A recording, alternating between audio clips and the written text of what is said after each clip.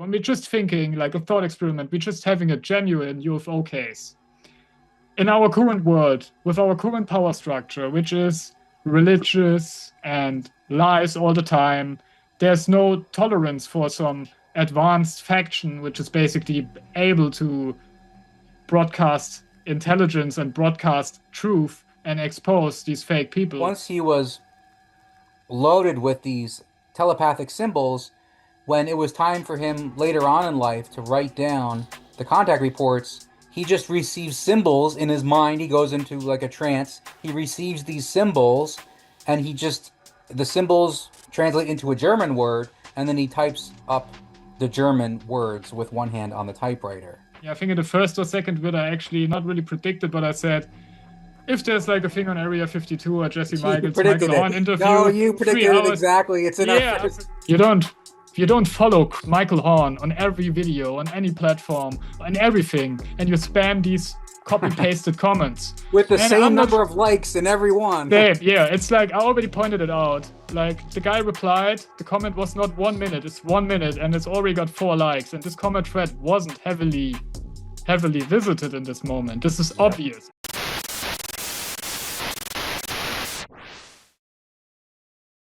If a group of us are experiencing something that feels truly phenomenal, and no one on the outside can even interact with that on an experiential level, our ability to have coherent dialogue with the outside world completely collapses. And so what happens is you get this little bubble of experience, which just begins to go off on its own, completely, separate from the world.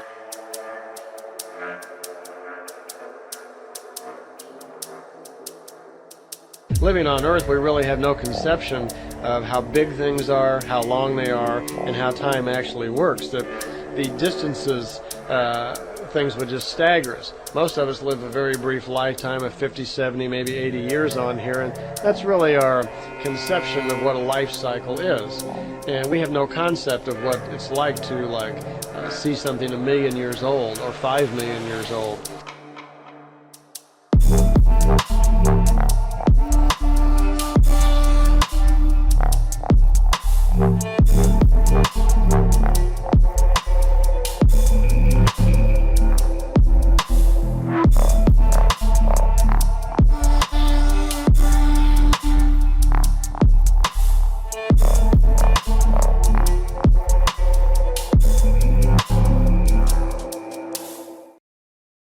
Greetings, and welcome to Ancient Library. This is Foliant number 6, Deep Ufology, ET Languages and Communication, a unique hybrid episode covering an attempt to dissect and extrapolate the next level or plateau of communication.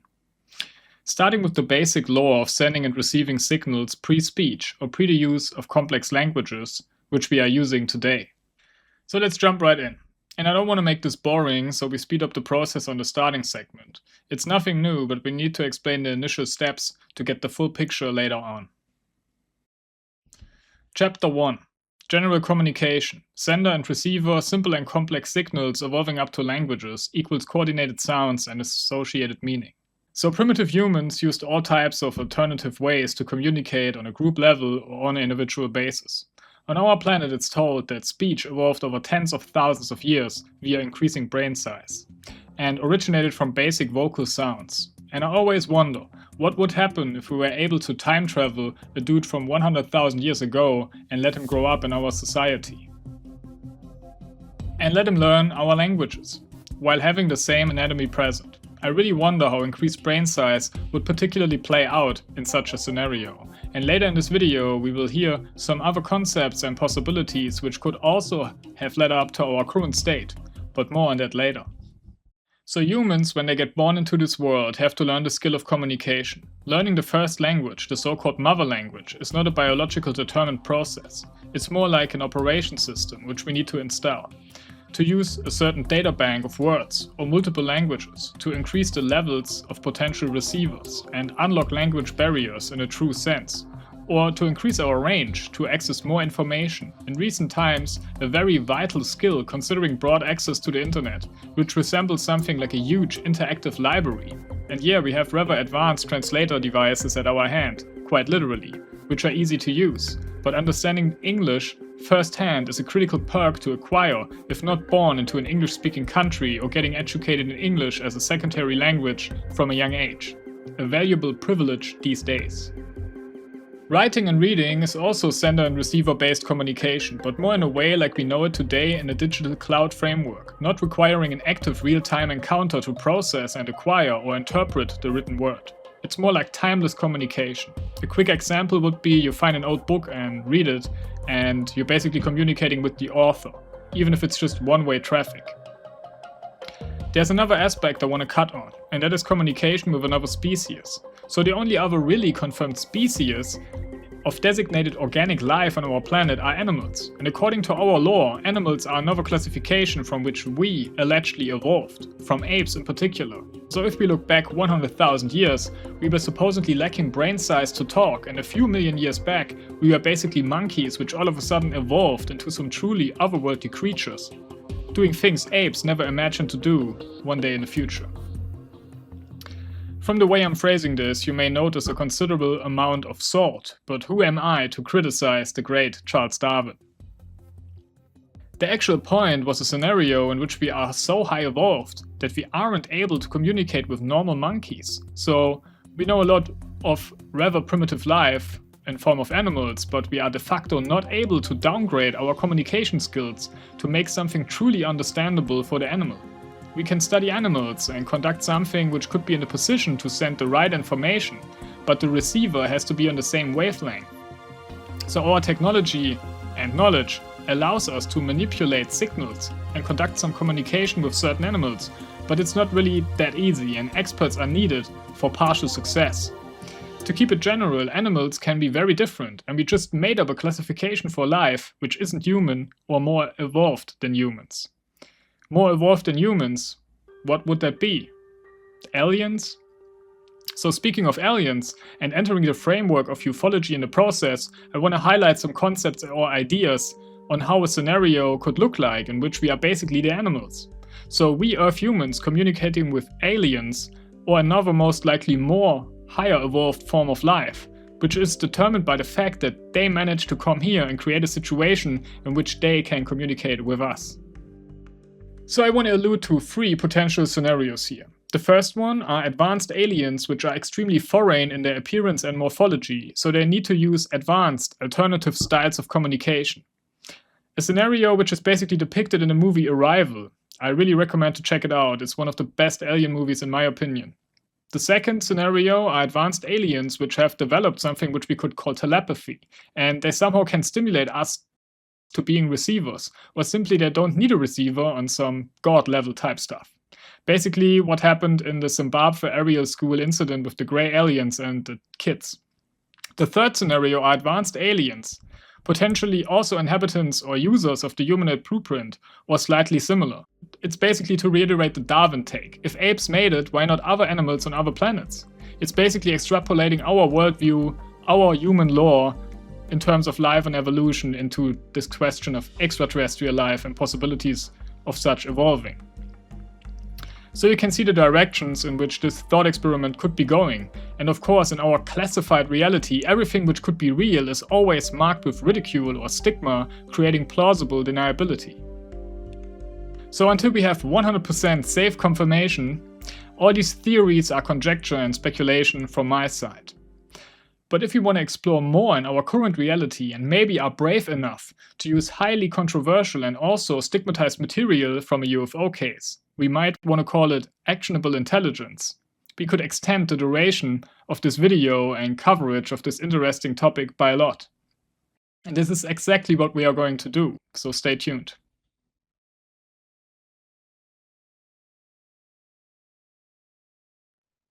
Yeah, if you made it to this point in the video, you already watched the first part of Foliant 6, which is about ET communication and languages. And in the first part, I told about more general aspects about communication on planet Earth, communication between human beings, between animals, and simple and complex communication. And in this part of the video, we're using actionable intelligence from a UFO ET contact case, which is the Billy Meier case. And in this episode, we won't talk about evidence. We won't talk about the case study approach. We done 2 videos in which we go more into these aspects of the case. And I think sometimes we have to do this because if we step on the same place the whole time and we wait hundreds of years for scientists to give us evidence or confirm stuff, it's not going to work. And the worst case is we are wasting some time to explore and approach some concepts which are maybe the future of our civilization and of our race. So let's dive a little more into the Billy Meier case. And this time I got my friend Doogs here again, and he's going to bring some quality information and insights into the Billy Meier case regarding the aspect of communication, languages, and telepathy, and some more things. So yeah, Doogs, what's up? Hi, it's good to be here. And, we've always talked about, what would happen if there was a first contact with aliens? How would we communicate? Would they use numbers or would they use colors or lights, right? Or would they use telepathy? There's a lot of stories out there, but I'm going to bring my direct experience from studying the Billy Meier case because we have very credible examples of how different contacts went down and Billy's different skills communicating with these human extraterrestrials. So there's a few different examples I can give, and I'm excited to talk about alien communication and ancient languages and how we would communicate if we met an alien. Yeah, great. So you said you got a story about 2 extraterrestrials in the Billy Meier case. I'm not sure about the details, but maybe you just read the story and tell us a little bit about the circumstances of the situation, because I think it's pretty interesting and fitting perfectly into this topic. Sure.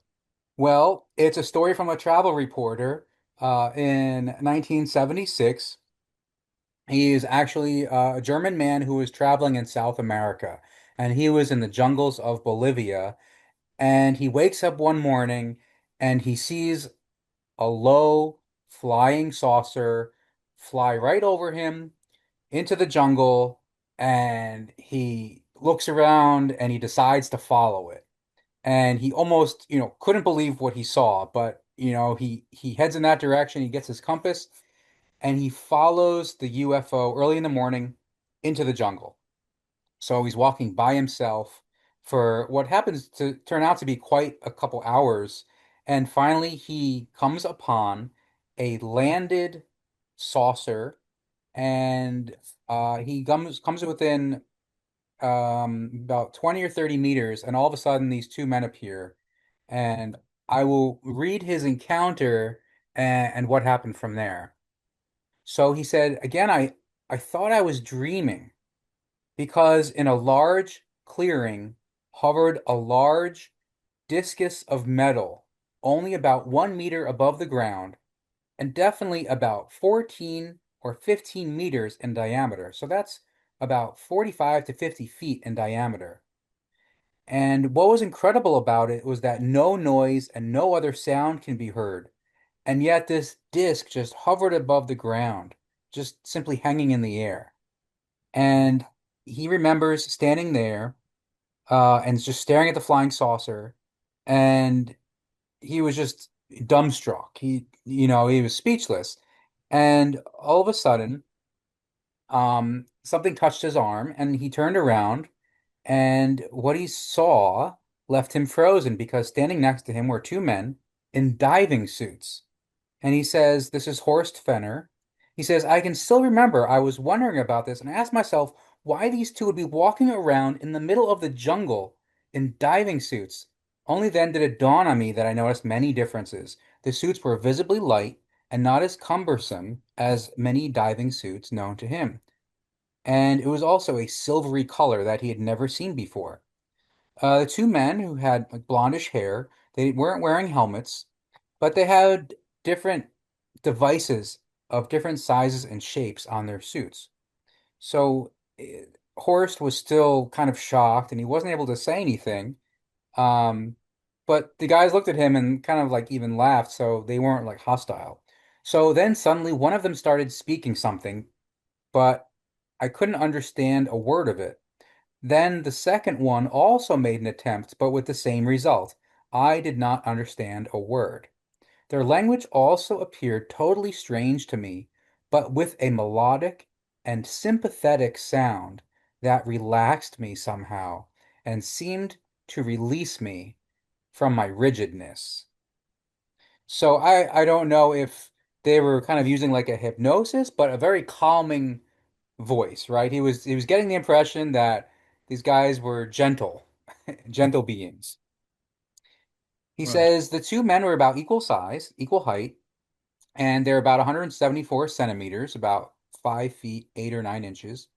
And they took him by the arm and led him towards their flying saucer, which he allowed them to do. And he said about 5 meters in front of the saucer, they put up some strange looking chairs, which they all sat down in. And with a friendly smile, one of the men spoke to me again, but I still could not understand anything. His speech, however, had the effect that the rigidness that had affected me now completely was gone, and I felt very calm. Then I was suddenly able to speak again, so he kind of like caught his breath and relaxed a little bit. Astounded, I inquired in Spanish about this incident that was not comprehensible to me, but now he was not being understood. So then Horst made an attempt to speak to them in English with the same result. And then the same thing, he tried the German language, which is his native language, tried speaking in German, and there was no response. We simply could not communicate. Then one of the men spoke to me again in his melodious and pleasant language while grasping his belt and switching around on some device hanging on it, which was surely no larger than a pack of cigarettes. While speaking, his language suddenly changed, and just as suddenly I heard Spanish words, then French, and suddenly German. I do not know why, but I was suddenly happily excited about it. Something the men must have noticed, because the German language remained, and only now did I take notice that the men were speaking to me in my mother language. I can still remember clearly what they first said, and this is a direct quote. This is the alien, one of the alien men talking to Horst. We can now communicate through our language converter. Be greeted and do not fear. We are here in peace and shall depart in peace. So Horst said those were the first words that I was able to understand, and I will certainly never forget their exact wording. It was so impressive that everything was deeply embedded in my memory. So after we were able to communicate, I was asked whether I was able to remember everything, but he decided to get out a pen and pad and write everything down. So the two started talking, and Horace started writing down their conversation word for word. And I won't read the whole conversation. I'll just read the few couple sentences. He says, I am Kohun, said one of the two men. I am called Ahtar, said the other, introducing himself. And Horst says, my name is Horst Fenner. Do you live here in this country? No, I'm a tourist. I am from Germany. So they had this conversation back and forth, and they go on for about 10 or 15 minutes, and then the conversation ends. And this was fascinating because the man who is a German speaker who also knew Spanish and English met these men that looked like they were Earthlings, but obviously the way they were dressed and their vehicle and the setting that they were all alone, clearly they explained that they were from, a nearby planet and they come to Earth every once in a while, and it was just very interesting that they could talk, have a normal conversation after they figured out how to communicate. Yeah. Um, this is like a great story which is fitting perfectly into our program. And just a quick question here. I asked you that in advance, but I already forgot. How is this exactly related to the Billy Meier story? Just for people to know the correlation here. I think it was in the contact notes, and Horst Fenner is he from Switzerland or from Germany? Of course, he's from a German-speaking country, but is there like actually a connection between Horst Fenner and Billy Meier, or is this basically just There's an indirect connection. Horst never heard of Billy Meier or met him, but the two extraterrestrial men, I believe, were in sort of in the loose federation of planets that knew the Playaran people that meet with Billy Meier. So the alien men had heard of Billy Meier. They knew his contacts were very important. So I guess sort of Billy Meier is yeah? famous around the I galaxy.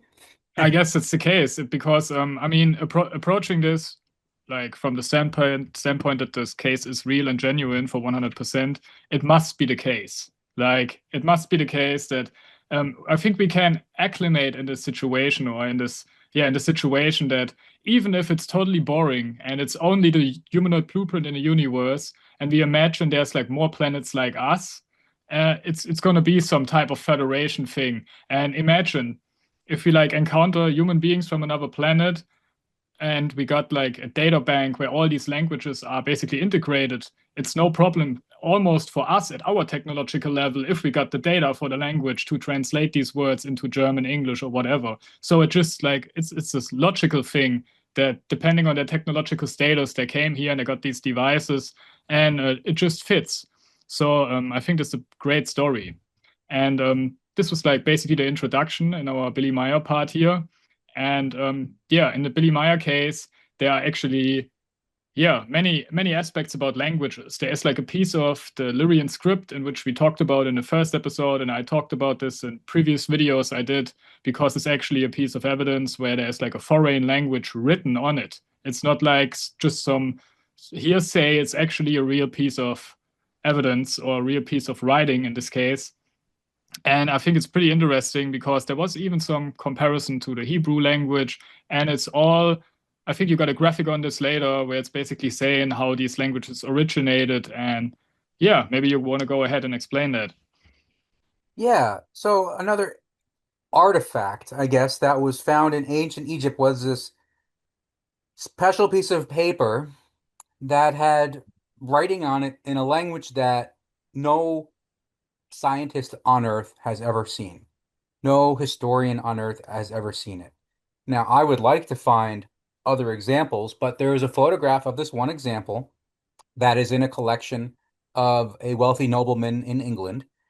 And it has a few sentences. And when someone sent this photograph to Billy, he says, "Oh, I recognize this language as the ancient Lyran."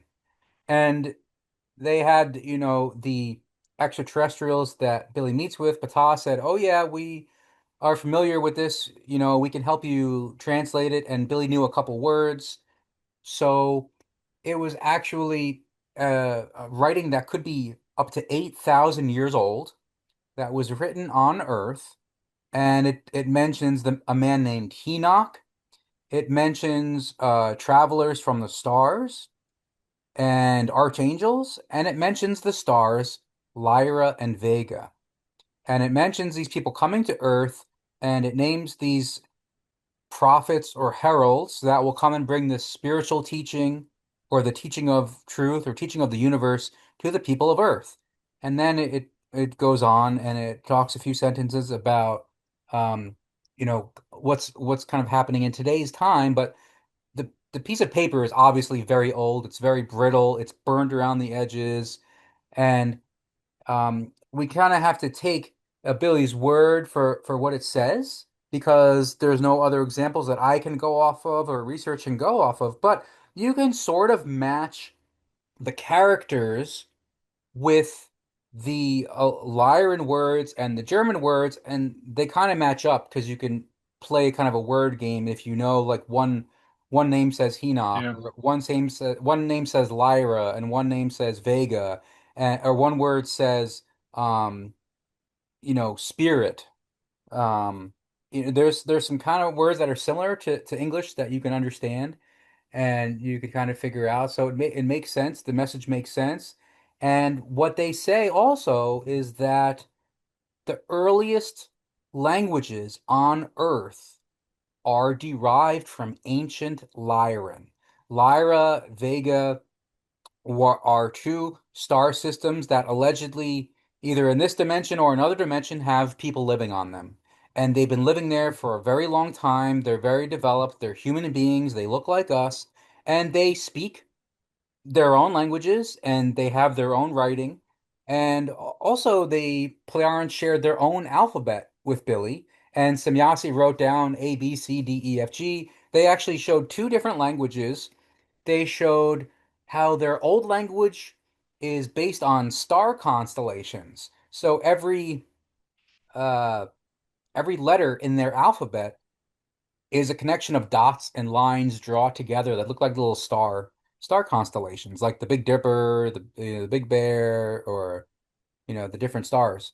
And then their more modern language looks kind of like more like an ancient Greek or Sumerian kind of letters. And every civilization out there has their own writing, their own way of communicating. And I think when they get, civilizations get to a certain level of evolution, they kind of sort of develop along the same paths. They develop technology, they develop math and science, and then eventually, if they survive themselves, they develop technology and fly out into their own solar system and beyond. So the people meeting with Billy Meier are very advanced, and they know of life forms in other different star systems, but our Earth has so much ancient alien history, I guess you could say. Some of them left behind ancient megalithic stone foundations of their buildings, and others left behind names that we still have today, and locations they say have a similar sounding name back 50,000 years ago, are kind of named the same thing as they are today. And this 8,000-year-old Lyran text um, is kind of like one of the precursors to several Earth languages. And I will read Yeah. which ones, and what Ptah says here. Yeah, before you do this, I just want to say two things. The first thing is, in our last video, we talked about the alien history on planet Earth, basically, or the true Earth history. If you want to watch that and go more in depth into this type and this aspect on the Billy Meier case, watch Foliant 5. It's about 3 hours. And the second thing, just at the beginning, you said this language is not known to anybody on Earth, or nobody could identify it. And I think it's so an interesting time right now where we got AI and all these large language models that we should actually, even a normal guy with not access to millions expensive software and expensive AI, should be able to at least search through AI, through a large language model, search this language, and the internet would spit out if like Billy Meier was just taking any random language from a book and basically hoax this language. I think it's remarkable that all these counterparts and these skeptics are not coming up with like, oh, he stole that language. So on the fly, the dude must have been creating some random languages which are making sense at the end of the day. I mean, we cannot prove it and we need to take his word for it. But yeah, I just want to mention that because if people are very interested into this particular aspect, they can do the AI stuff and can run through it and look if there's like any language coming up, because this case is like many decades old, and with the new tools we have right now, maybe we can even get more information out of it. Just a quick interjection here, but you can continue. The reason that we don't have a lot of proof of these ancient languages is because what was found in Egypt was on a piece of paper. And as you know, the Library of Alexandria burned Yeah. down, and there's been many fires, and the paper decays over time. Very So fragile, yeah. what's usually left is things chiseled in stone, hieroglyphics, right? Yeah. Stone tablets, clay tablets, right? You can still buy like Sumerian clay tablets on eBay that are just found in the desert and sold, or maybe they're duplications, or maybe they're real.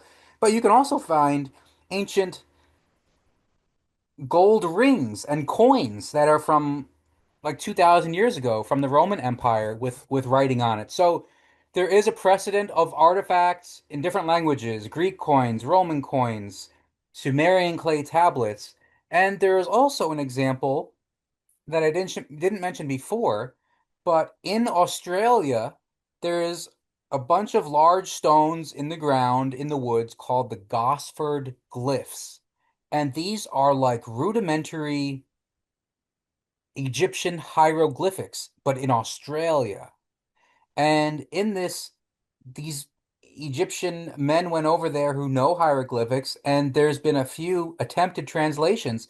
And to me, it tells a story. It mentions the name Ptah, Ptah, and we are the beloved of Ptah and Sufi, and we came here into this land, and our ship went down, and we traveled across the land, and there were lots of insects and bugs, and we lost one of our crew members and buried him here, and then we will make our way to the coast or whatever. But it seems to me like there was a group of either human extraterrestrials or Egyptians with some kind of traveling technology that allowed them to go to Australia. So they were traveling around the world. And in our previous videos, we talk about the ancient civilizations that lived in different parts of the planet. And this small group, if this is a real site and not like a hoax, these people traveled to Australia and something happened and they recorded their story as like sort of a honoring their fallen crew member, and they wrote a little story in etched in stone, and it's still there today. Yeah, when you So, say this, it just remembers me of the Easter Island thing.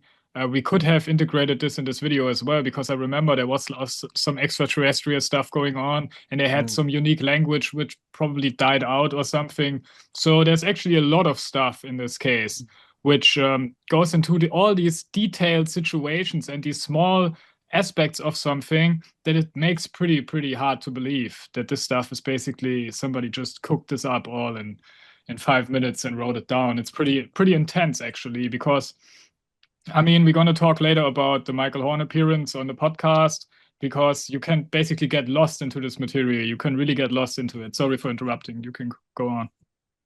yeah, there's so many aspects to it, and I love putting all these little pieces of the puzzle together, and it takes Yeah. time, but there's so many pieces of the puzzle, and Billy is having one of his conversations with these human ETs from planet Era, which is the main people he meets with, even though he's met with more than 75 individual extraterrestrials from more than 10 different planets.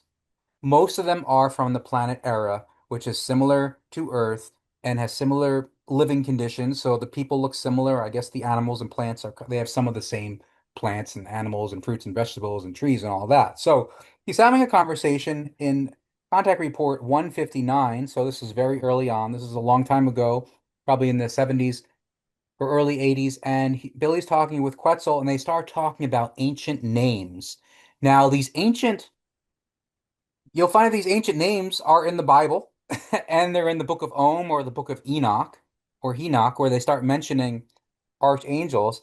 And it turns out that these angels are ancestors of the Plejaren. And so they're talking, and Quetzal says many of the names are still common on the earth today, some in exact forms and some in modified forms. Thus, on the one hand, the names were received in their entire value, whereby usually only the emphasis changed, but on the other hand, names were changed by newly developed languages, or simply by arbitrary willfulness. When these names were introduced on the earth, these were given in 8 different languages, which were nevertheless all of Lyran origin.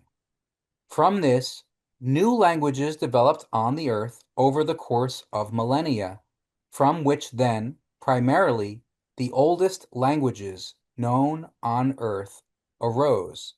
But these strongly flowed through from the original languages introduced.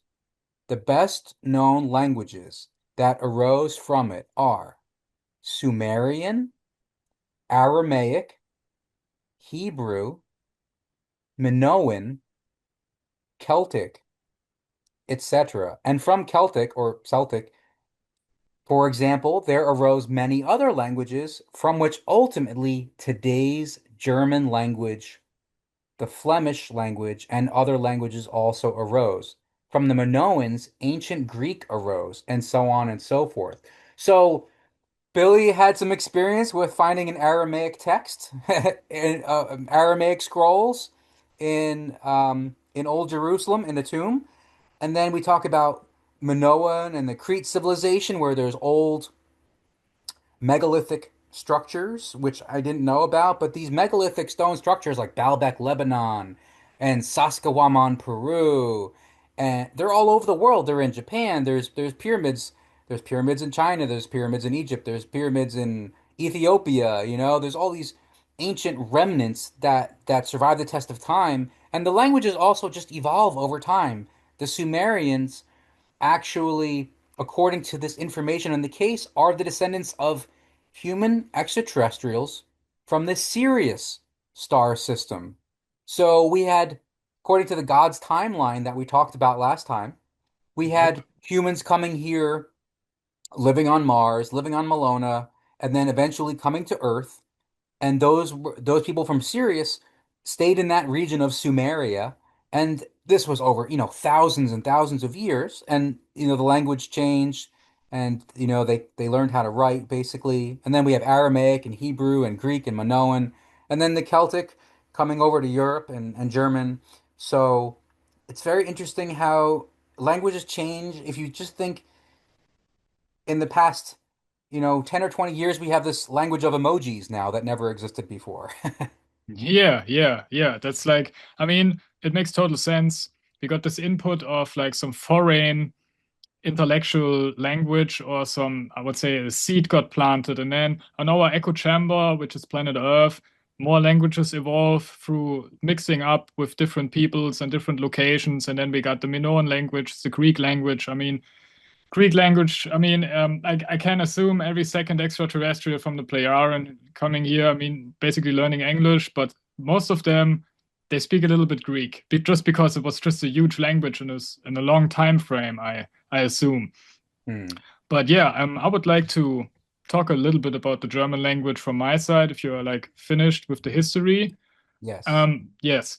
The German language in the Billy Meier case is like a special thing because it's not only that Billy Meier is from a German-speaking country and this in der Schweiz, in Switzerland, there are like it's a small country where I think they speak at least two languages, which is German and French. Hmm. And Billy Meier was actually or like actually originated from the German part of the Swiss, so his mother language is German. And you can say it's a coincidence. You can say it's his spawn point got carefully, yeah, carefully calculated or something. But Yeah. I'm gonna ask this question right now because I think it's pretty fitting, and that's why at the beginning where I researched the case, I was asking myself if Billy Meier is this prophet and he's this important person who's going to spread all this knowledge, why is he doesn't bother to learn English? And Hmm. then later I realized if this is all true and if you follow the law, you basically can only transmit or you can accurately transmit with accuracy in German. And the German language is the language the ETs find the most accurate on this planet. It's not good. It's not the best language in the universe. It's just every other language seems like, for me saying this as a mother speaking German guy, it sounds a little bit weird, but it seems like it's somewhat of a superior language in the eyes of these ETs. So we go into the books and into the storage banks, and you read a couple books from the Billy Meier case. I'm in the process of finishing my first one, but Hmm. uh, when you read the book, all the books are basically available in German, and this is like the bottom line. This is like basically the status quo in which these books should have been like you should read this book in German to get the full effect. And we're gonna add on this later, but there's like some code. It's getting you in this case, the craziness never stops.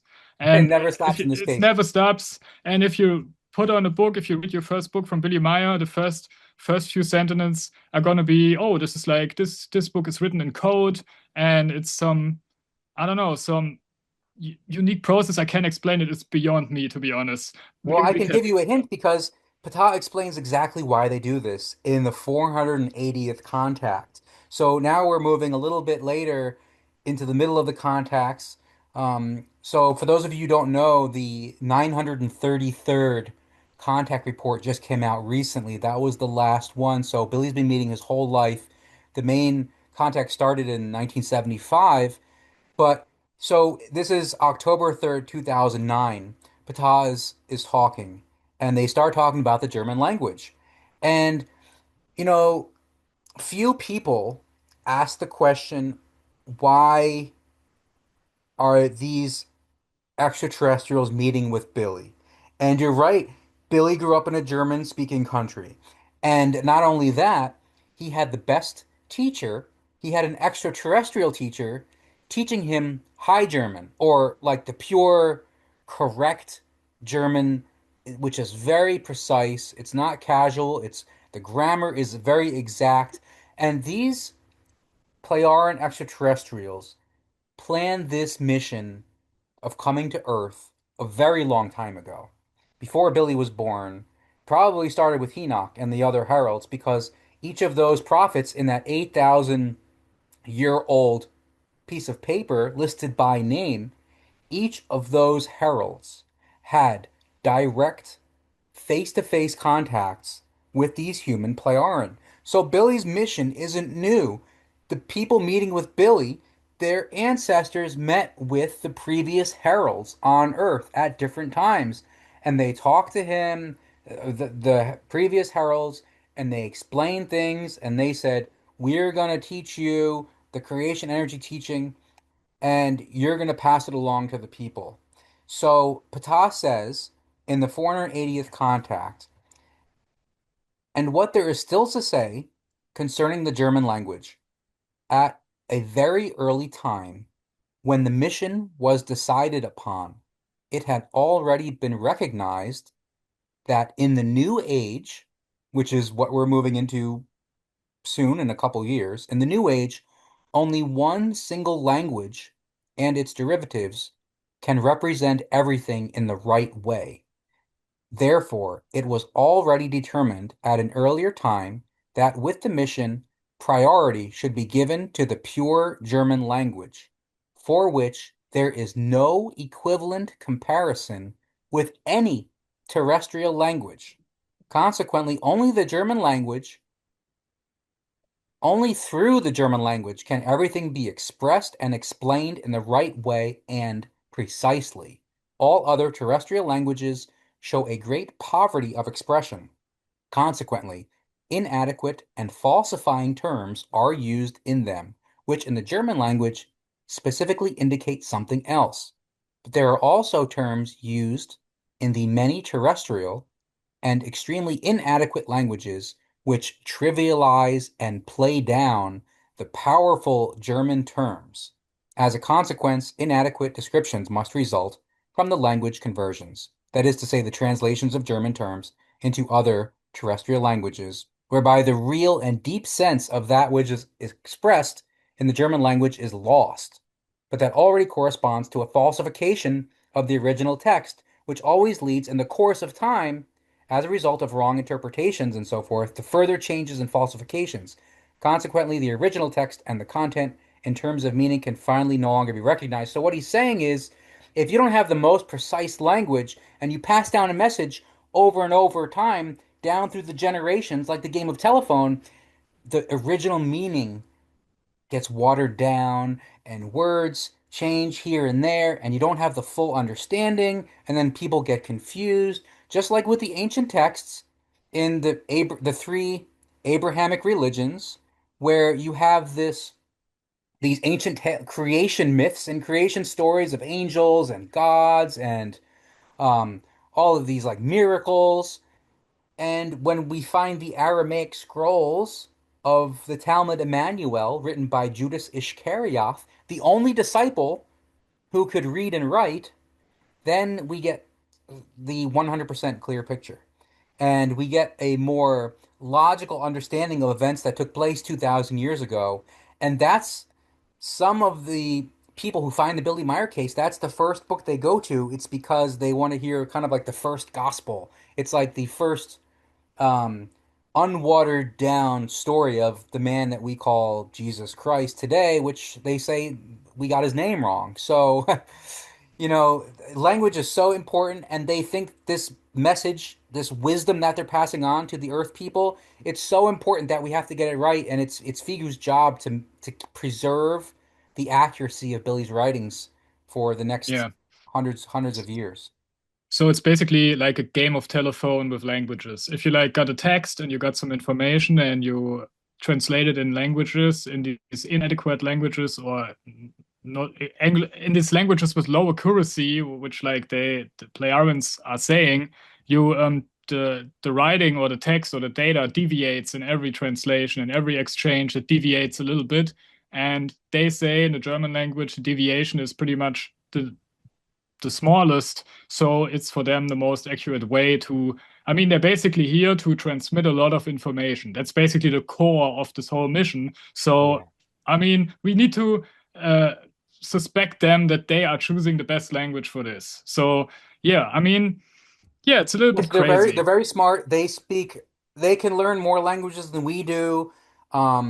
They can use their mental powers, and even a little bit earlier in 2009, in February 23rd, in the 477th contact report, a young woman named Florena, who meets with Billy, I believe it's one of Ptah's daughters. She said, Earth human beings should insist on having the German language as the world language because this is the most valuable one in use among all terrestrial languages. Yeah, and this, of course, playing into all this skeptic narrative that, oh yeah, you got these blue eyes, blonde-haired aliens, and they want the whole planet to speak German. It's perfectly playing into this narrative. I Some people know. are saying, okay, this case started right after Nazi Germany, so Yeah. every person in this area, including my parents and grandparents, are basically everything what's happening is connected to some Nazi stuff. I mean, I'll run through this. Played Counter-Strike where I was a young kid, and if people hear my German accent, they immediately said, "Oh, you're Nazi," and all this stuff. It's Yeah. highly Yeah. stigmatized, and for some low intelligent people, they are actually, yeah, they're saying if like a humanoid ET is coming to this planet, it must be a chimera of everybody, of every race on this planet. Otherwise, it would be perceived as racist. So you see, Well, we are getting I'll nothing have you right on know this that planet. there are other ancient origin stories and ancient alien stories, and Yeah. the Sanskrit language, which is from Asia or India, has stories of extraterrestrials too. So you know, Yeah, it, I found out that the Sinti and Roma people are basically originating from the Sanskrit language as well. I found that pretty interesting because in the contact reports they say the Sanskrit stuff is basically pretty valuable on this planet compared to other yeah, religious writings, I want to say. And I mean, even the whole reincarnation type of thing, I think this is like one of the few religions which is basically dipping into this reincarnation and soul and karma type of thing, which is not totally accurate according to the Pleiadian, but it's going into the right direction. I mean, in yes, some religions, Christianity, it's said it's all black and you're going to end in hell or in heaven. So I think the Sanskrit thing and the Buddhism, Hinduism stuff got a little bit, yeah, is a little bit better in that regard. So, do you want to go into the language experts from the Pleiadian, or let me finish the German thing with my part? It's up to you how you want to do this. we could talk about your Yeah, German okay. Then let me topic. just some general things because most of you watching are basically speaking the English language, otherwise you would not understand what we are saying. And most of the people are watching are basically got the English language as the mother language. And if you're like in contact with the Billy Meyer case, you're gonna come in contact with the German language. It's 100% sure you will come in contact with this language. And I just want to give some few maybe interesting things for some people. The first thing is there are a few words, a few German words which are basically getting used in the English language. Words like kindergarten, words like poltergeist, and words like doppelganger. These are all German words, and I think they are getting used in the English language. And there are some other things like Zeitgeist or Zeitgeist, Hmm. and kaputt is like broken.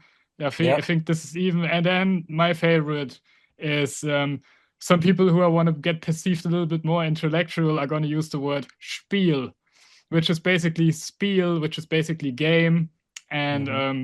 it's getting written Spiel, and it gets pronounced with sch, so basically sh instead of spiel.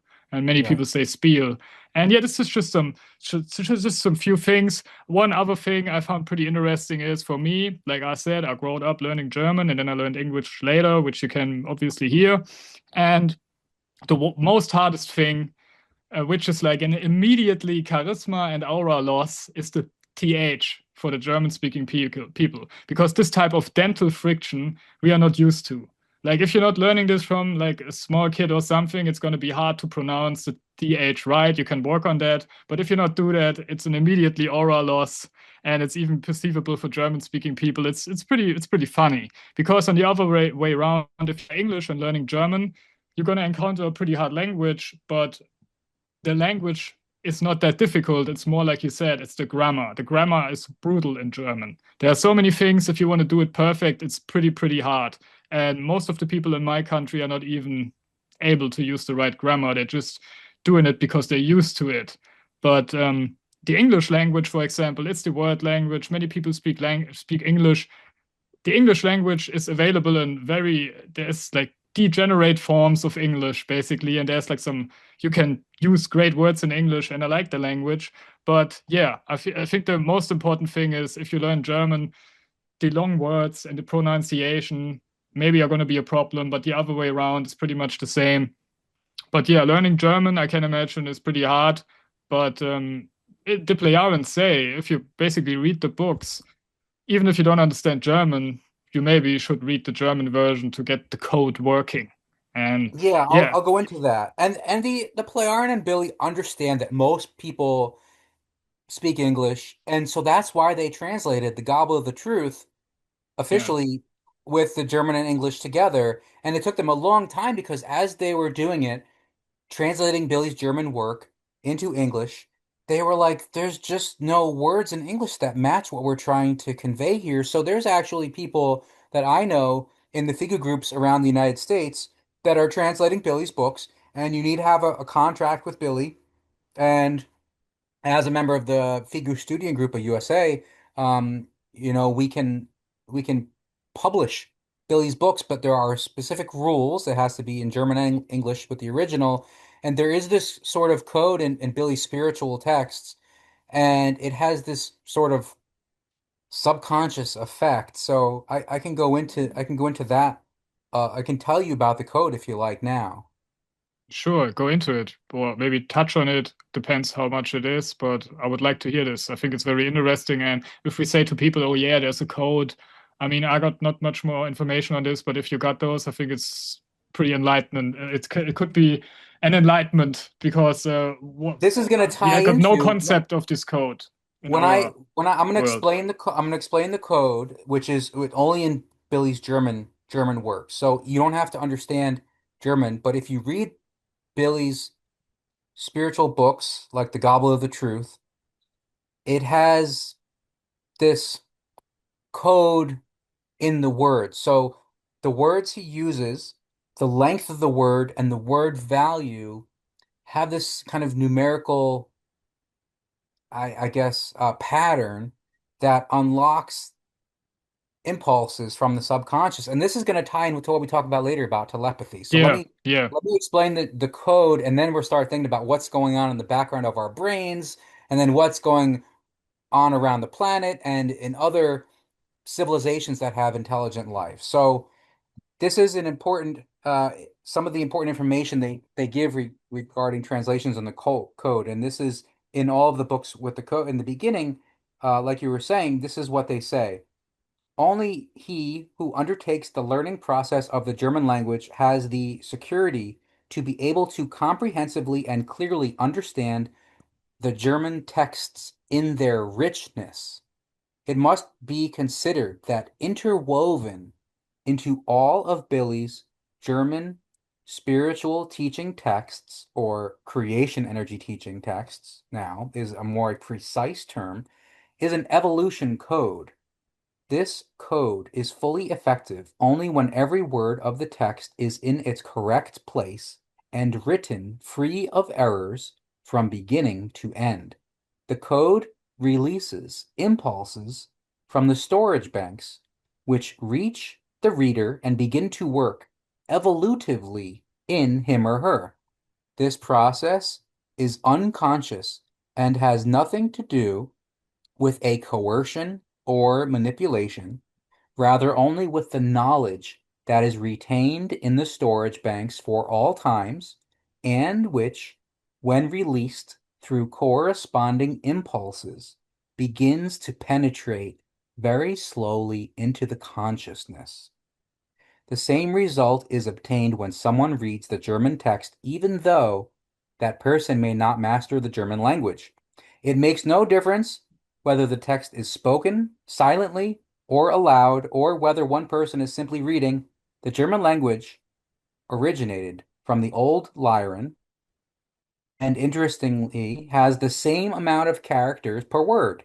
For example, Salome gamnan ben urda ganiber asale hesperona, or frei sei auf der Erde.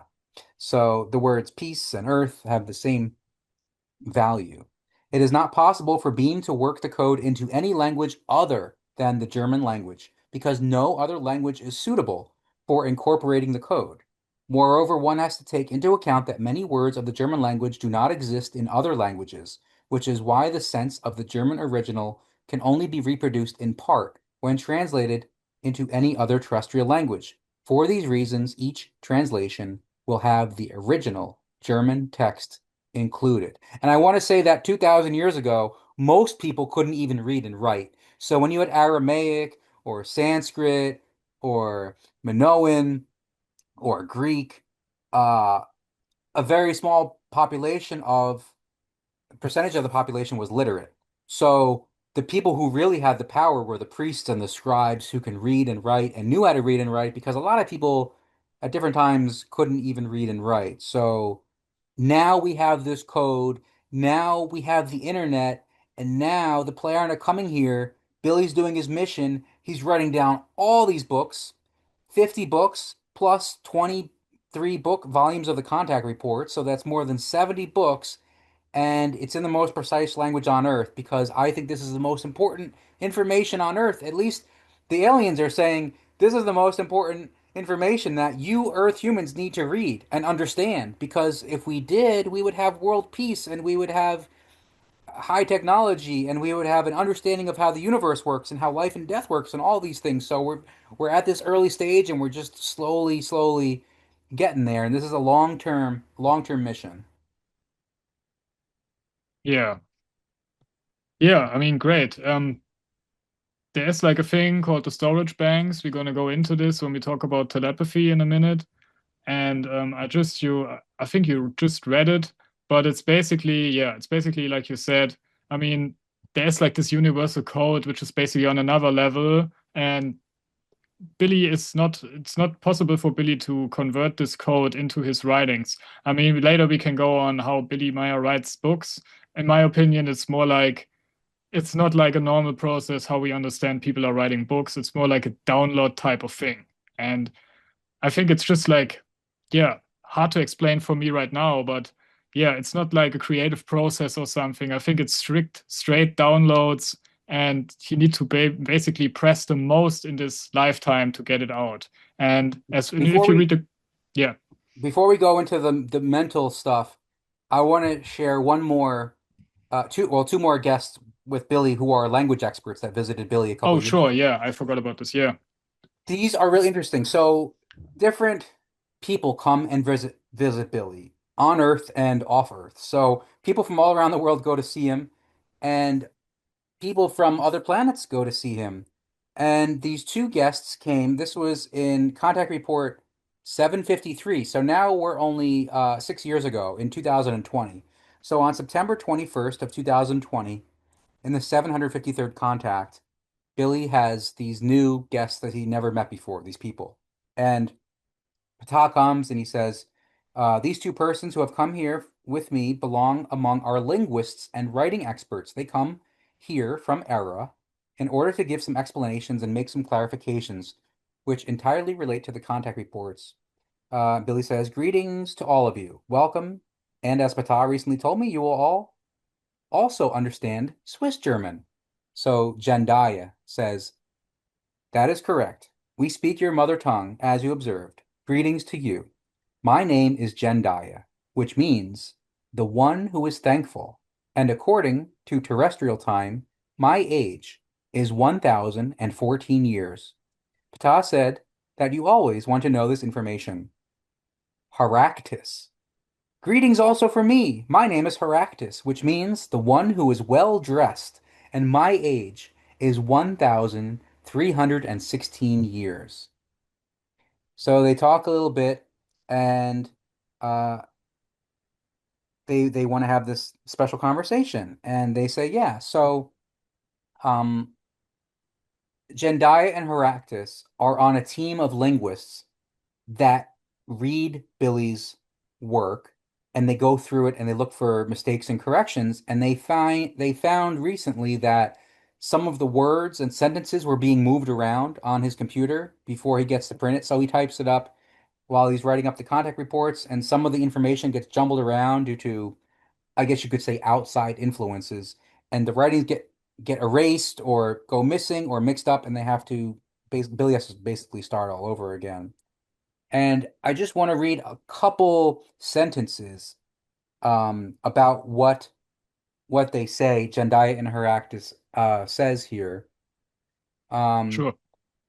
and it goes into like the grammar, um, and they kind of go on and praise Billy for his writing skills in the written language that you use. And this is Jendaya speaking. A good knowledge of the German language as well as the relevant grammar comes to the fore, which is not only linguistically proficient, conforms to the rules, is linguistically correct, well formed, grammatically correct, and grammatically conforming to the German language because you use a correct form of German. And Heractus says, I also have to say, regarding that both in an orthographical and grammatical regard, your cognizance is unusually noteworthy. The structure that you use of your mother tongue and of the German language, as well as the grammar and orthography, effectively correspond to that which the term right expresses regarding the use of the written language, namely the right expression and of the quote art of writing. Because you, Billy, talking to Billy, you place the right letters just in the right place, as you do the right word and the right sentence parts in the right places in the sentence structure. So they go on and talk for a couple minutes about how Billy's so precise in German and they can understand him perfectly. So then they were like, well, okay, this is part of our official contact, but we want to talk to you privately.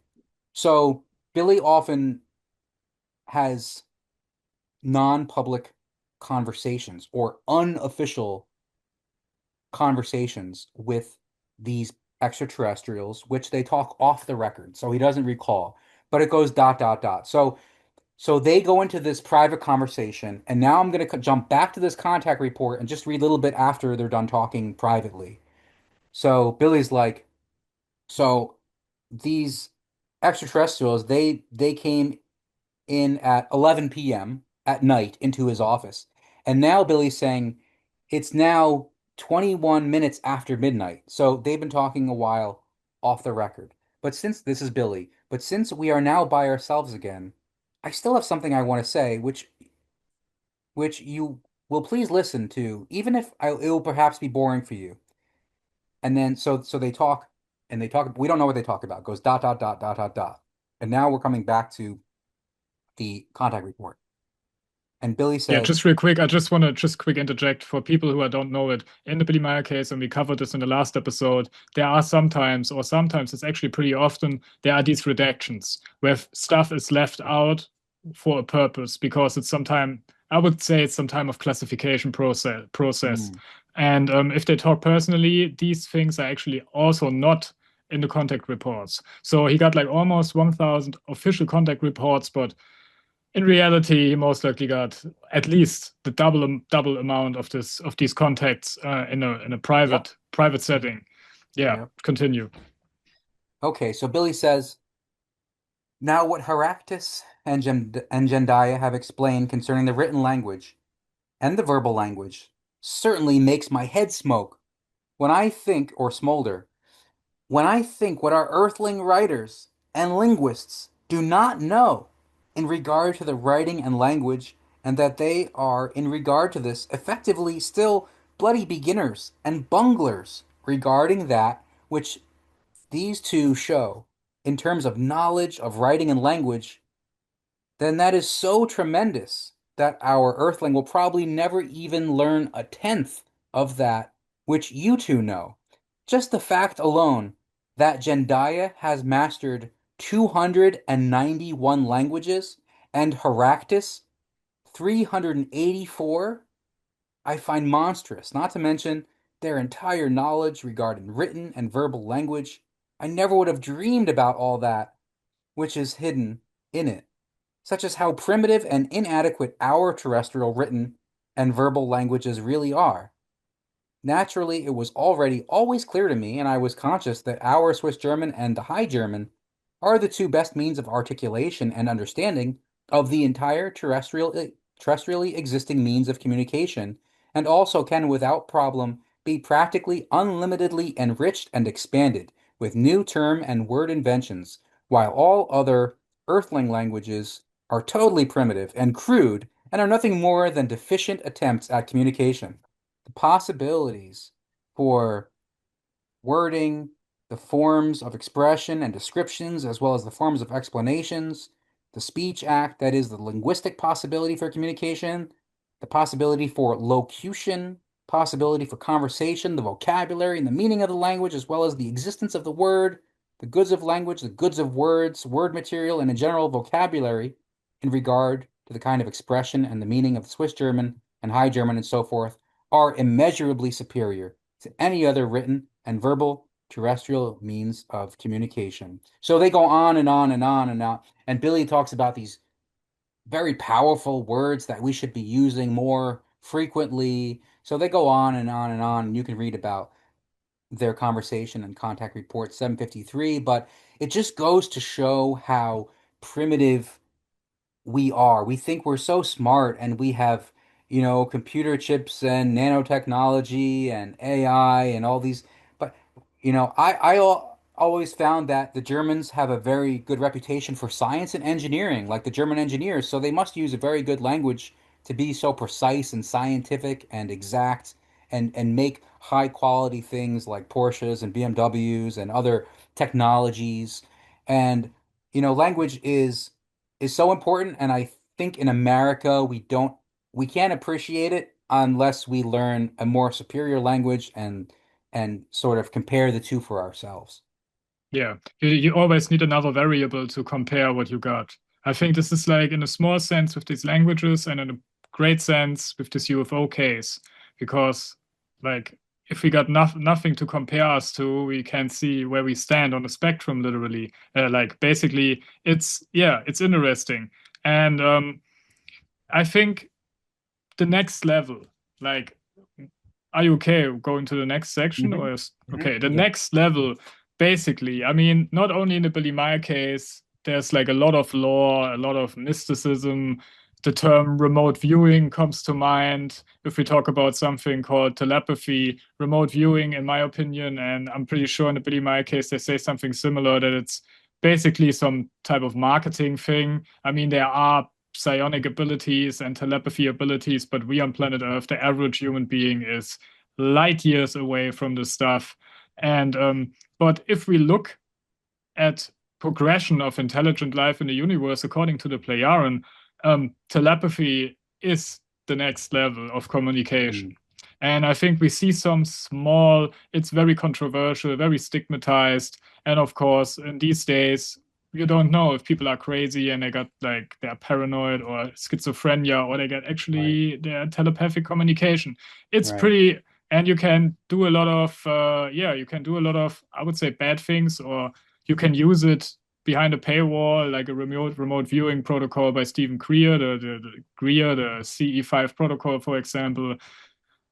You won't get anything behind a paywall if you want to get in telepathy, in my opinion, and it's just a visceral feeling. It's like, if you want to get into this stuff, first you might as well look into meditation and get your spirit in a sound state. But yeah, I think that this is like 100% the next level. And in the Plejaren contact reports and in the Billy Meier lore, they talk about telepathy, and there's a lot to talk about. Basically, they are saying there are two major forms, two major, how can I say, types of telepathy. One is the primary telepathy, which doesn't really say much to us right now, and the other one is the spirit telepathy. I can try to understand it. In my opinion, the primary telepathy is more like, I think it's somewhat organic. We might use our brain. We not necessarily use our spirit. I'm not sure. It's just conjecture from my side. The spirit telepathy, the difference of these two types is they're saying the primary telepathy got a restricted range. I think the range depends on the skill and how good you master the stuff, and maybe some type of resonance. Like, for example, there was a situation, maybe I wrote it down, some alien race called the Cygna, Yep. CYG.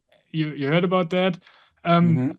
just in a nutshell, I think there was some people stranded on our planet, which Yep. actually happens not often, but sometimes it happens. And if you got like something like the Lyran who's monitoring our whole planet, we got some things like they know about the stuff, and the other way around. Um, some other ET races maybe not know about the Lyran, but if the Billy Meier case is real, they certainly know about Billy Meier and maybe know about true contactees in that sense. And what I was going to say with the Cygna people is they got lost on our planet, and in the contact reports they said their primary telepathy range is like, I think it was 1,400 light years, something along that order, which is pretty insane. Like, it's totally wild. And the spirit telepathy, I'm not sure if this is right, but it's not determined to any range stuff. It's basically maybe you're just using your pure spirit. Maybe you need to be evolved on a very high level to use this, and it's some other type, some other level, which is basically going through space and time. We can put it that way, I The think. easiest way to explain it is the primary telepathy is um, local, and spirit telepathy is universal. So it has Yeah. it's unlimited Okay. range. And the Plaren have learned to send communications faster than light through technology. So they use subneutrinos to send I guess, their telephone signals basically, but they also have developed telepathy. And one of the first things they did when Billy Meier was a little kid, Svath taught Billy two things. He taught him the High German language, and he taught him spiritual telepathy symbols. So this is its own language. Yeah, And and the this was first like as a kid. Billy Meyer was a kid in this thing, which which he was 5 years which old. is Mhm. pretty interesting because on our world, if we got a kid and it's pretty young, and we learn the kid like two languages or three, it's pretty easy to learn this at a young age. Maybe it's the same thing with this Mm. stuff. Maybe this is like a reason for him to explain him this stuff as early as possible to use the brain tissue, which is more pure and not already filled. There's like the saying, glass filled with water is, it's harder to learn stuff if you already got stuff in your brain. So maybe this is like the same rule of thumb, I would say, for this stuff. But yeah, just an impression. Sorry. The first the first contact or communication Billy had with the extraterrestrials was telepathic. And a voice popped into his head and started talking to him, and Billy went to his local parish priest, Rudolph Zimmerman, and told him, and the priest had already been contacted as well. I don't know if they physically met with the alien Svath or te also telepathically, but the priest said, "Don't worry, Billy, that's just telepathy. You're not going crazy. You're hearing a voice of another person." So these telepathic this telepathic voice was from one man named Svath, who was Billy's first teacher for 11 years, and only like a year or two later did they actually meet face to face. Billy went up in the pear-shaped ship, and then they had a couple meetings in the pear-shaped ship, but a lot of their communication was telepathic. So Billy had to memorize these symbols, and we'll show some of the spiritual telepathic symbols on the screen now, which all have a very specific word meaning. But if you wanted to communicate with the Plejaren, you would send these symbols in sequence. And every symbol is a word, has its own word. So there are probably a couple million of these characters, and you would picture it and send it using your brain, using your mental power, and this takes a lot of effort to the other person.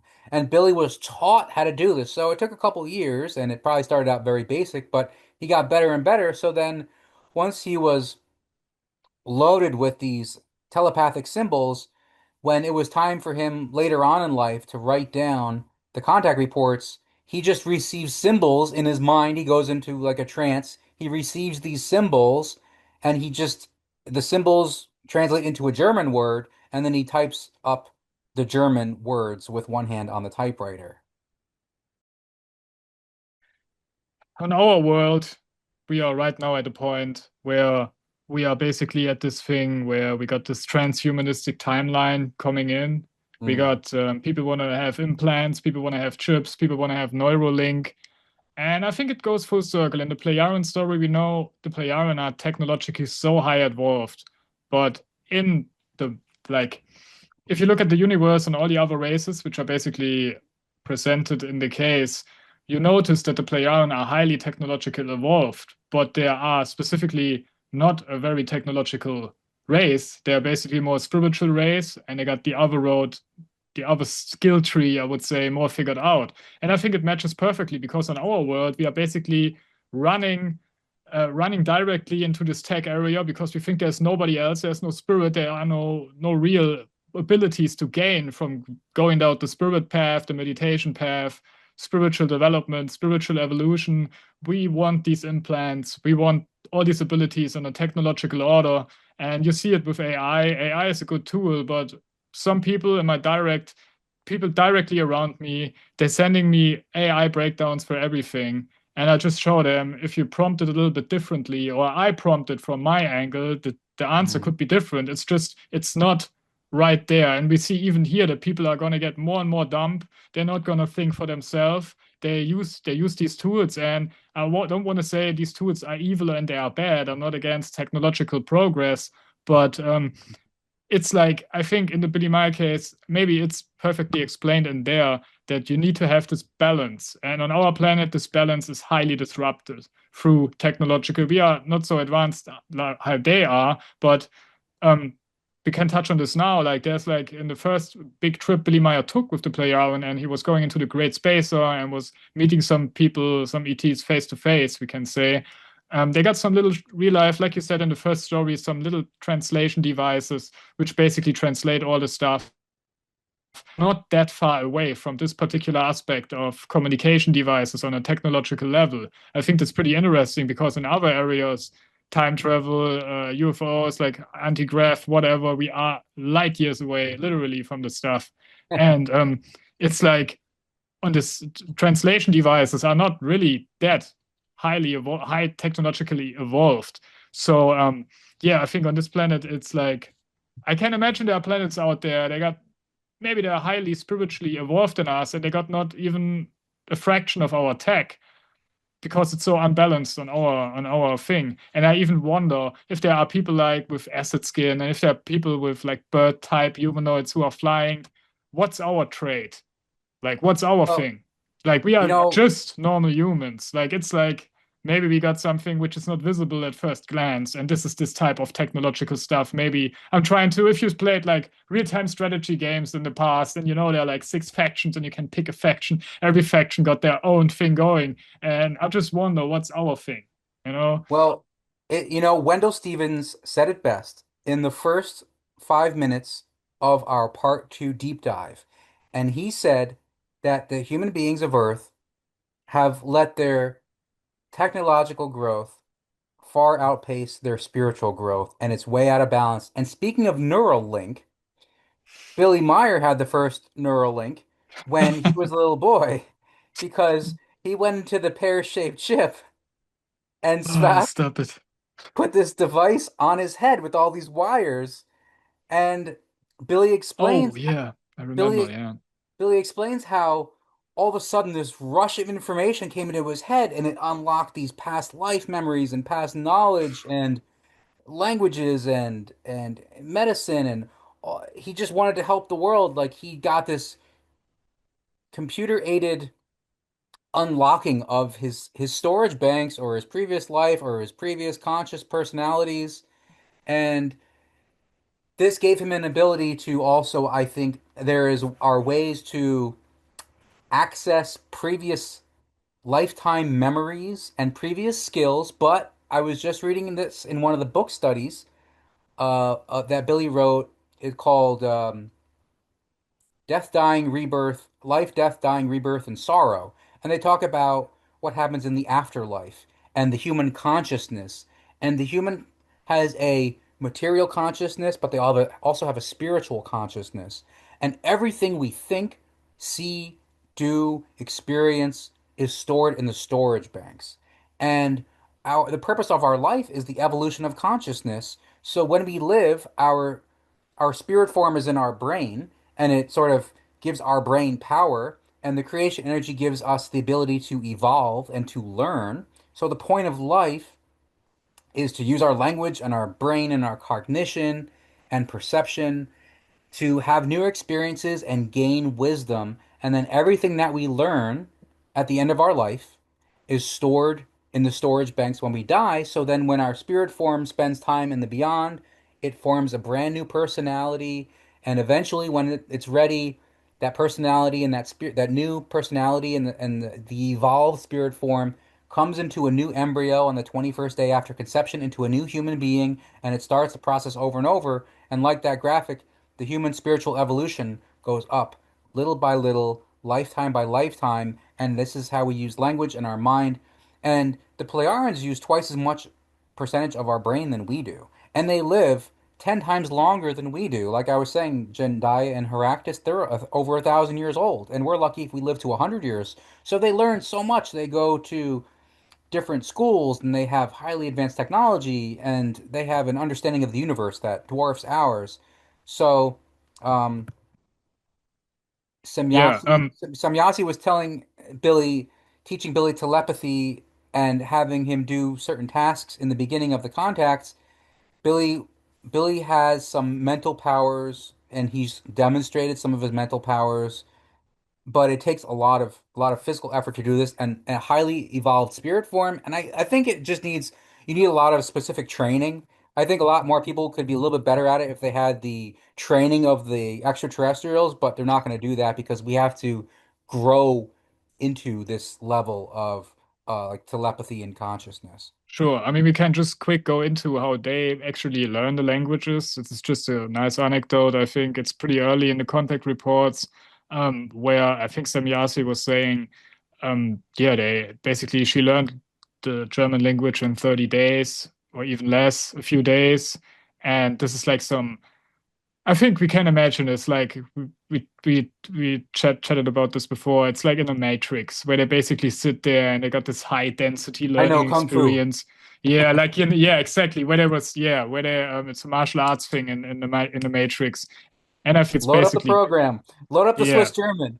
I'm yeah going in, yeah tank. Yeah, exactly. yeah. But is it really not to grasp for us? I think it's going in this direction. Like Well, what Elon Musk is trying to do with Neuralink yeah is put something on your head where what you're thinking can be expressed and digitized yeah onto a computer so you can direct a computer. And I know yeah different militaries like the US military have been working on like mind controlled flight helmets for jet yes fighters. So you put on this helmet, and I've seen actually, I think it was the University of Ohio or the Ohio University or some US college in there about 10 years ago. I have on my blog where they have this thing of wires that you put on your head and you can control a drone with it, up, down, left, mm, right, just from the signals from the brain.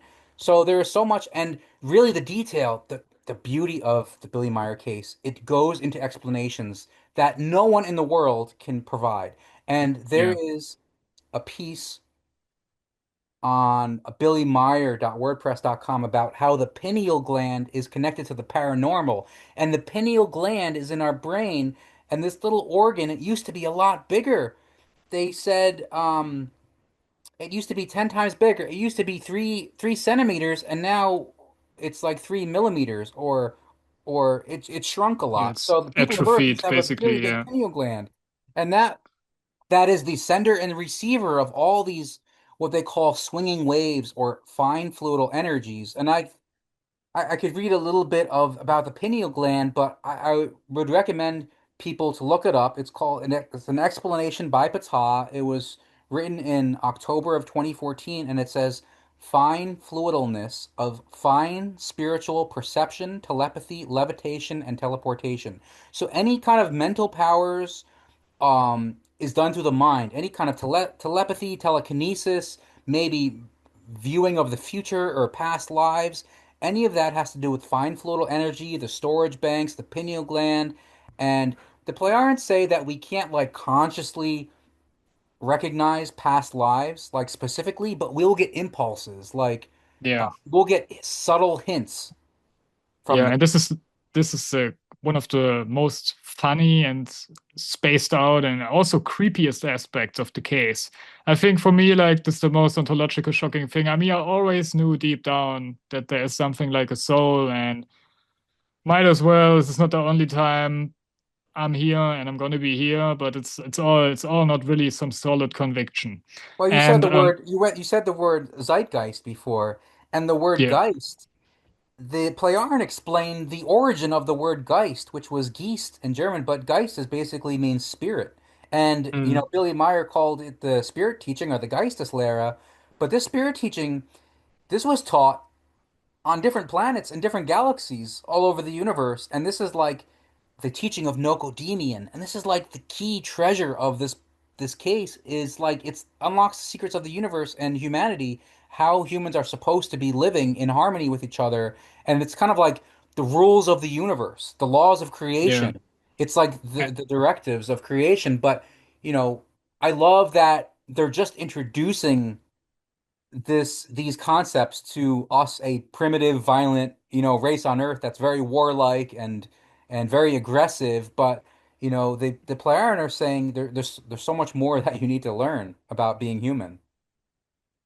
yeah. And regarding the storage banks, where we are there right now, I just want to read like two sentences real quick. It's basically from the same thing you told about a few minutes ago, and I'm just going to start here. It's like about the storage banks. Every human being's thoughts, articulations, feelings, or emotions, stirrings, impulses, and the like are deposited in the storage banks, the storage area in a terrestrial hyperspace. Anyone who can generate the frequencies identical to those of the deposited information with his or her thoughts, consciousness, or some technology will also be able to summon these frequencies. This implies that information that belongs to living individuals may be retrieved from the stored records as long as the person finds the specific frequencies of the other individuals. It is even conceivable that a form of logical communication can be initiated with stored impulses and information in the storage banks. So I was highlighting this in the last episode. I actually did not really know about this, but it's basically, yeah, you can. It's like a data drive around the planet, and Exactly. it's not only like some information about some certain aspects or particular information. It's more like there's everything stored. The whole history is stored, and you Everything. can go on frequencies, maybe with meditation, maybe without, maybe it's on a subconscious level where you can tap into those memories. And we don't have this variable explained on our world. For us, it's all, oh, it comes from inside. It comes, oh, it's like creativity, something. But we're missing this whole variable, which makes so much sense and like connects so much missing pieces to all of this. And yeah, you talked about past lives. I mean, there's like this stigmatized thing where people say, "Oh, yeah, he was an Atlantean," and this whole shtick. Oh yeah, shtick is like another thing, but yeah, Yeah. and and but nobody. I said it before. Nobody on this planet got his first lifetime here right now. I think this is not what's happening right now. And yeah, just one more thing here.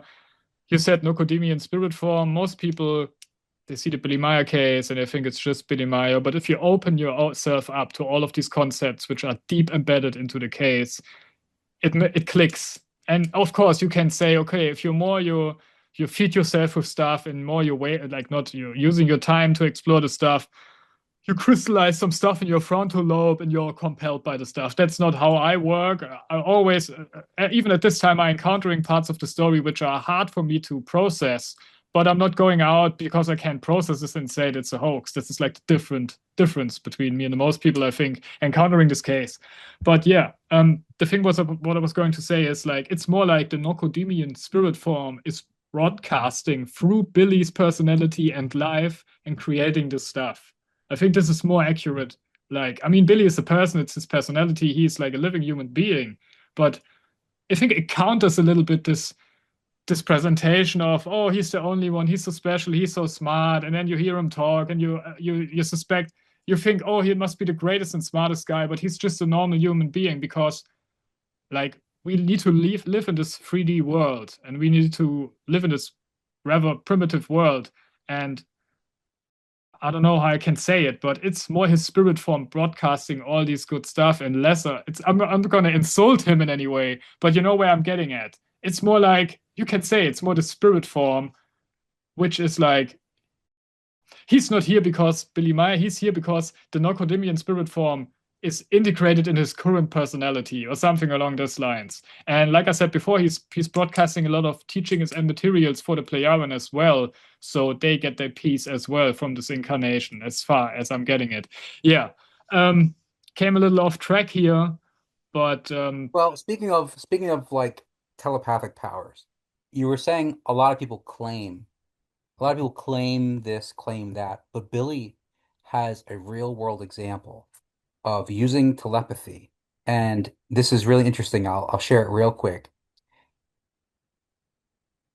In contact report 34, which was very early on in the contacts with Semjase, he had basically just met Semjase that year. And this is in September. So January to September is 8 months after he met Semjase for the first time. They're having their 34th conversation. And Semjase starts. And they're having this conversation.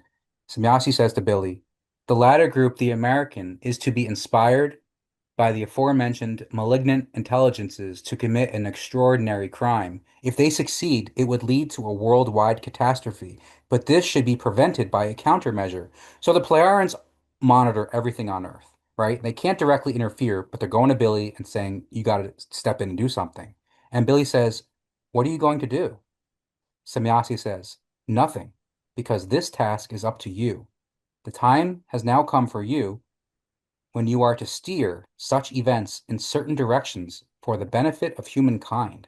This means that you are to influence influential persons to take certain steps. Billy says, you demand a great deal from me, and besides, I have not done such things for years. I don't know if I can still do it. Semjase says, it will, because if you have learned something, then it is always present with you. Billy says, well, then I will try it, even if it doesn't suit me. And Semjase says, and it goes ... So they talk a little more, and Semjase says, you are to direct only certain events and influence them for the better, but only where it becomes an absolute necessity. In this case, the point is that you make sure that some certain people are led on a certain track. Otherwise, you should not influence certain events in the future. So you should not steer the events, but only influence them in such a form that very specific steps are taken, whereby very malignant degenerations cannot occur. And Billy says, all right, if this is so, then I am reassured. So if I understand correctly, I am just supposed to give the police a hand. And Semjase says, sure, that's the point. And Semjase asks, how long do you think it will take you to influence? And there's like ... So they talk a little more like off the record for security reasons. And she says, how long do you think it'll take you? I think you can have it all done by next Thursday, the 18th of September. And Billy says, that time will be enough. But now tell me, what am I supposed to do? Or who am I supposed to influence? And why don't you do that? Semjase says, it's an earth matter, and we have no authority to do anything about it. Your job is to influence different people in San Francisco, in America, and give them knowledge of the SLA hideout where the gang members William and Emily Harris, Wendy Yoshimura, and Patty Hearst are located. This gang must be held in secure police custody for at least some time to prevent a worldwide disaster. The most important person that you have to influence is the person of the leading man who is leading the search for these criminals. His name is Mr. Bates, Charles Bates. He is an official of the American FBI under his own name. Here, this is a city map of San Francisco, and here is the municipality called Mission District. And these are the dates that you're supposed to broadcast. And Billy says, I will try and paralyze the anarchist resistance if that's all right. And Semyasi says, sure. And Billy says, fine, then I'll see that the robber's den is smoked out on Thursday, 18th of September, 1975.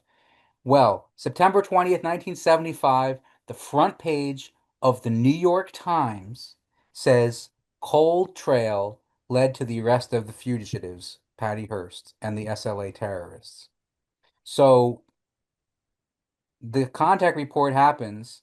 Semyasi is saying, I need you to telepathically contact this FBI agent named Bates and give them an address where the criminals are hiding, the terrorists are hiding. And then a couple days later in the news, the Cold Trail, somehow the police find these criminals out of the blue and they all get arrested before they can pull off the terrorist attack. Yeah, it's crazy.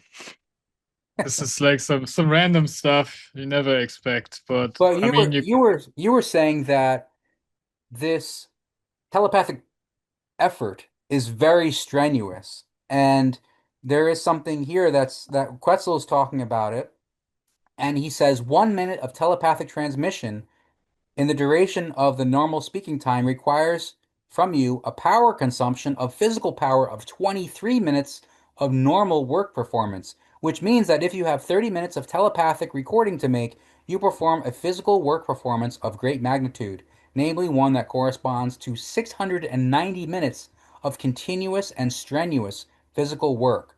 A 1 hour telepathic record to you thus requires 1,380 minutes of physical effort while data triples in rapid transmission. And um, they talk about how his strength is constantly regenerated because Billy Meier basically works from morning till night just writing down books and taking down these telepathic messages and downloading these books onto like through his computer, basically in a trance, like you said, typing at, more than 100 words a minute with one hand. And he's using his mental power, which is takes a lot of physical energy, and I think only someone like Billy is able to do this. He's like the only person in the world who can do this. yeah, I mean, to end out this particular chapter, I just want to say telepathic impulses. This is often mentioned in the contact reports, and I think we just should explain this real quick because there's like good and evil in this world, obviously, and if you can get telepathic impulses from the Lyran, and some scientists maybe got some to not basically discover some device which incinerates our atmosphere along that lines, or some in a positive direction where they basically got help with equations or something. You talked about like the Drake equation was basically there were some little help going on, Albert and Einstein, you mentioned in I our think last talk. yeah, I think everybody of us could technically receive telepathic impulses. I think even I think Gene Roddenberry, the inventor of Star Trek, got telepathic influence. I mean, we talked about some guy on Facebook was telling me we talked about this where I said this Independence Day type of scenario where a evil race was basically about to attack our planet and steal our planet or something, and it was around pre the year 2000, and there was another guy who said, oh, maybe the regisseur, the guy who made the movie got some impulses about this particular race, and Well, there I was don't know. a There rogue is, race. There was a yeah, rogue yeah. splinter group called the Giza Intelligences, and they had a base under the Giza pyramids. And there was a guy that you may know the name Ashtar Sharan, which is one of his names, and he was a human kind of splinter group of extraterrestrials who, with others, were trying to influence certain people Certain through leaders. telepathic communications, and they had these two devices. This is really Men in Black stuff here. The Playaran are saying that they had two handheld devices that could be like mind control devices, and one of the devices was stolen and got into the hands of some bad people, and they were trying to figure out how to use it. And I think Ashtar Sharan also did this like weird hacked a live television broadcast in England.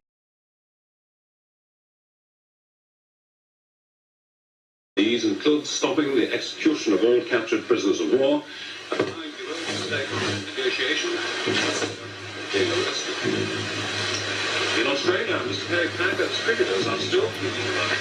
This is Michael decision, which didn't ban them playing a test match. This is the voice of Freeman, representative of the Epilog Galactic, speaking to you. For many years, you have seen us as lights and experiments. We speak to you and explain as we have done to your brothers and sisters all over this, your planet Earth.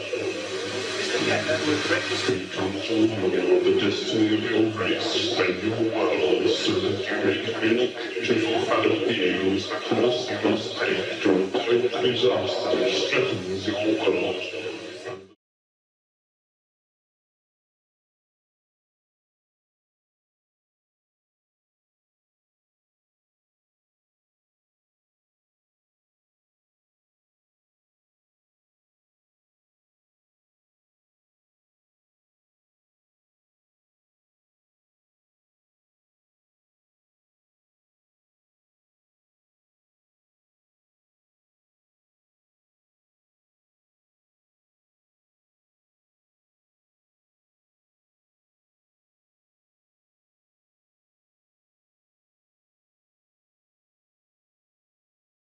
Ashtar Saran and the Giza intelligences, they would put visions into people's heads using technology. They would put mind visions to control people through sort of like a hypnosis or a trance or just to implant information so they could steer humanity in this kind of like evil kind of religious way. I don't know what how, but they've all been arrested and deported by the Plejaren. So they're no longer Yeah. on Earth, but there are still kind of these influences and also other many other types of these negative religious energies around the earth and many other there's other types of extraterrestrials coming here too, the foreigners, and yeah, Yeah. there's a lot more to look into. Yeah, I just want to say how we perceive stuff on our planet.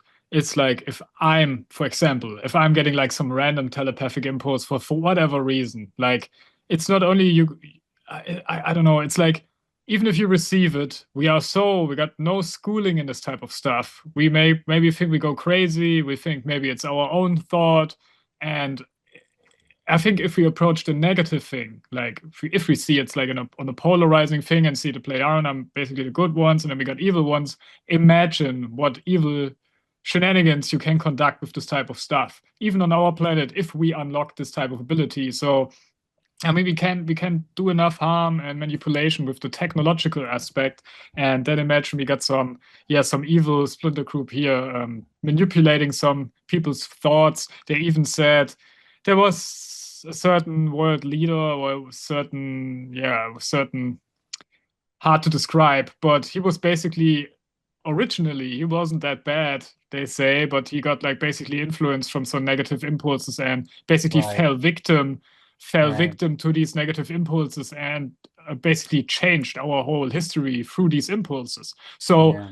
it's like not either not black and white. It's like we are free. We got our free You're talking about mind. the Austrian painter. Yeah, yeah, but I think that's not the only case. I can imagine that's not the only way they try to get their like Well, negative agenda there's onto this planet.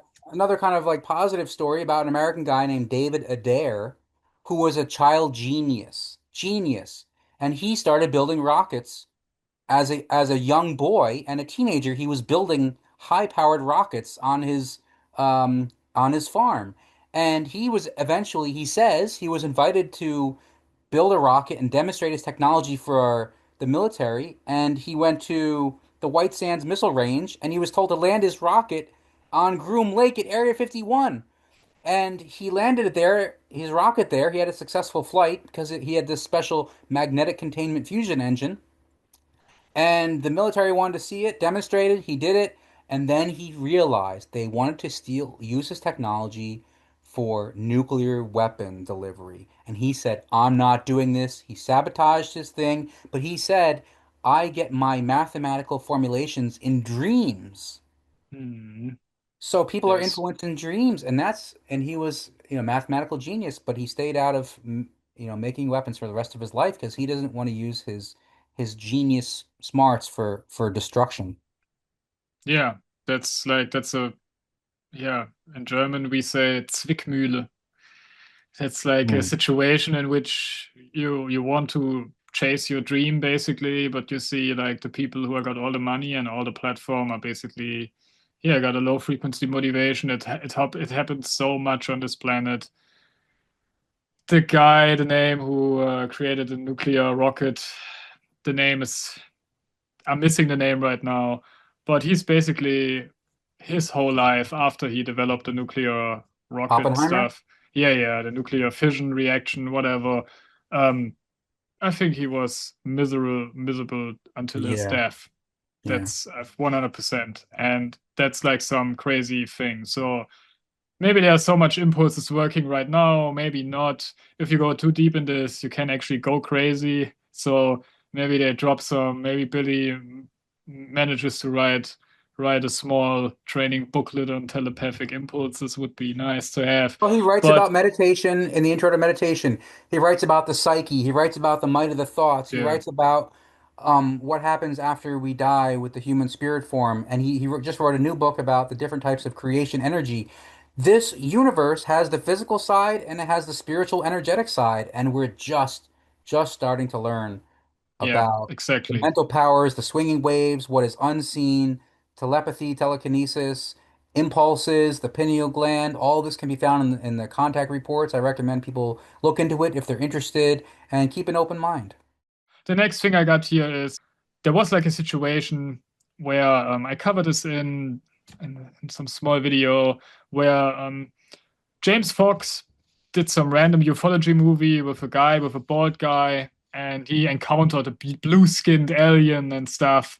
And the funny thing on this was just he was saying, oh, he was talking something like Norwegian, and it sounds maybe it's a fake story, but I find it remarkable.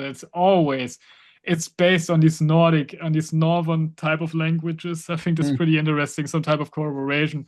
But I think in the contact report somewhere they said there is like a blue race on the planet somewhere beneath in an underground city, blue skinned, and he was Yeah. seeing some blue skinned humanoid. Maybe there are these situations where some ufology people, maybe they are full of shit, but maybe they got like on one occasion there's some genuine corroboration I happening. always keep an open mind and I wait for the evidence to be presented. I don't believe anybody unless they can back up their claims with some kind of evidence or corroboration or witnesses or something.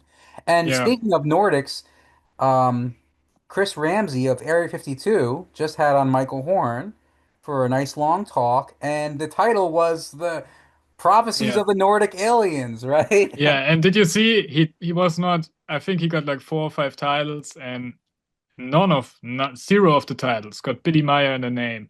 Yeah. High confidence, very high confidence in my opinion. But yeah, I was going to say like a thought experiment. Imagine we are living in a universe with multiple humanoid races, and imagine like just for example, we are here and the Chinese race would just land here on the next day and we have to communicate with them. And the only thing which is missing, if we're like going to China right now, we don't speak Chinese, is that we don't got the same knowledge about our planet. If we're like on the same planet and speak a different language, there are many things we can communicate through. We are living the same. It's like we're living on the same planet. They're like the same plants, the same animals. It's like we got some common ground to communicate.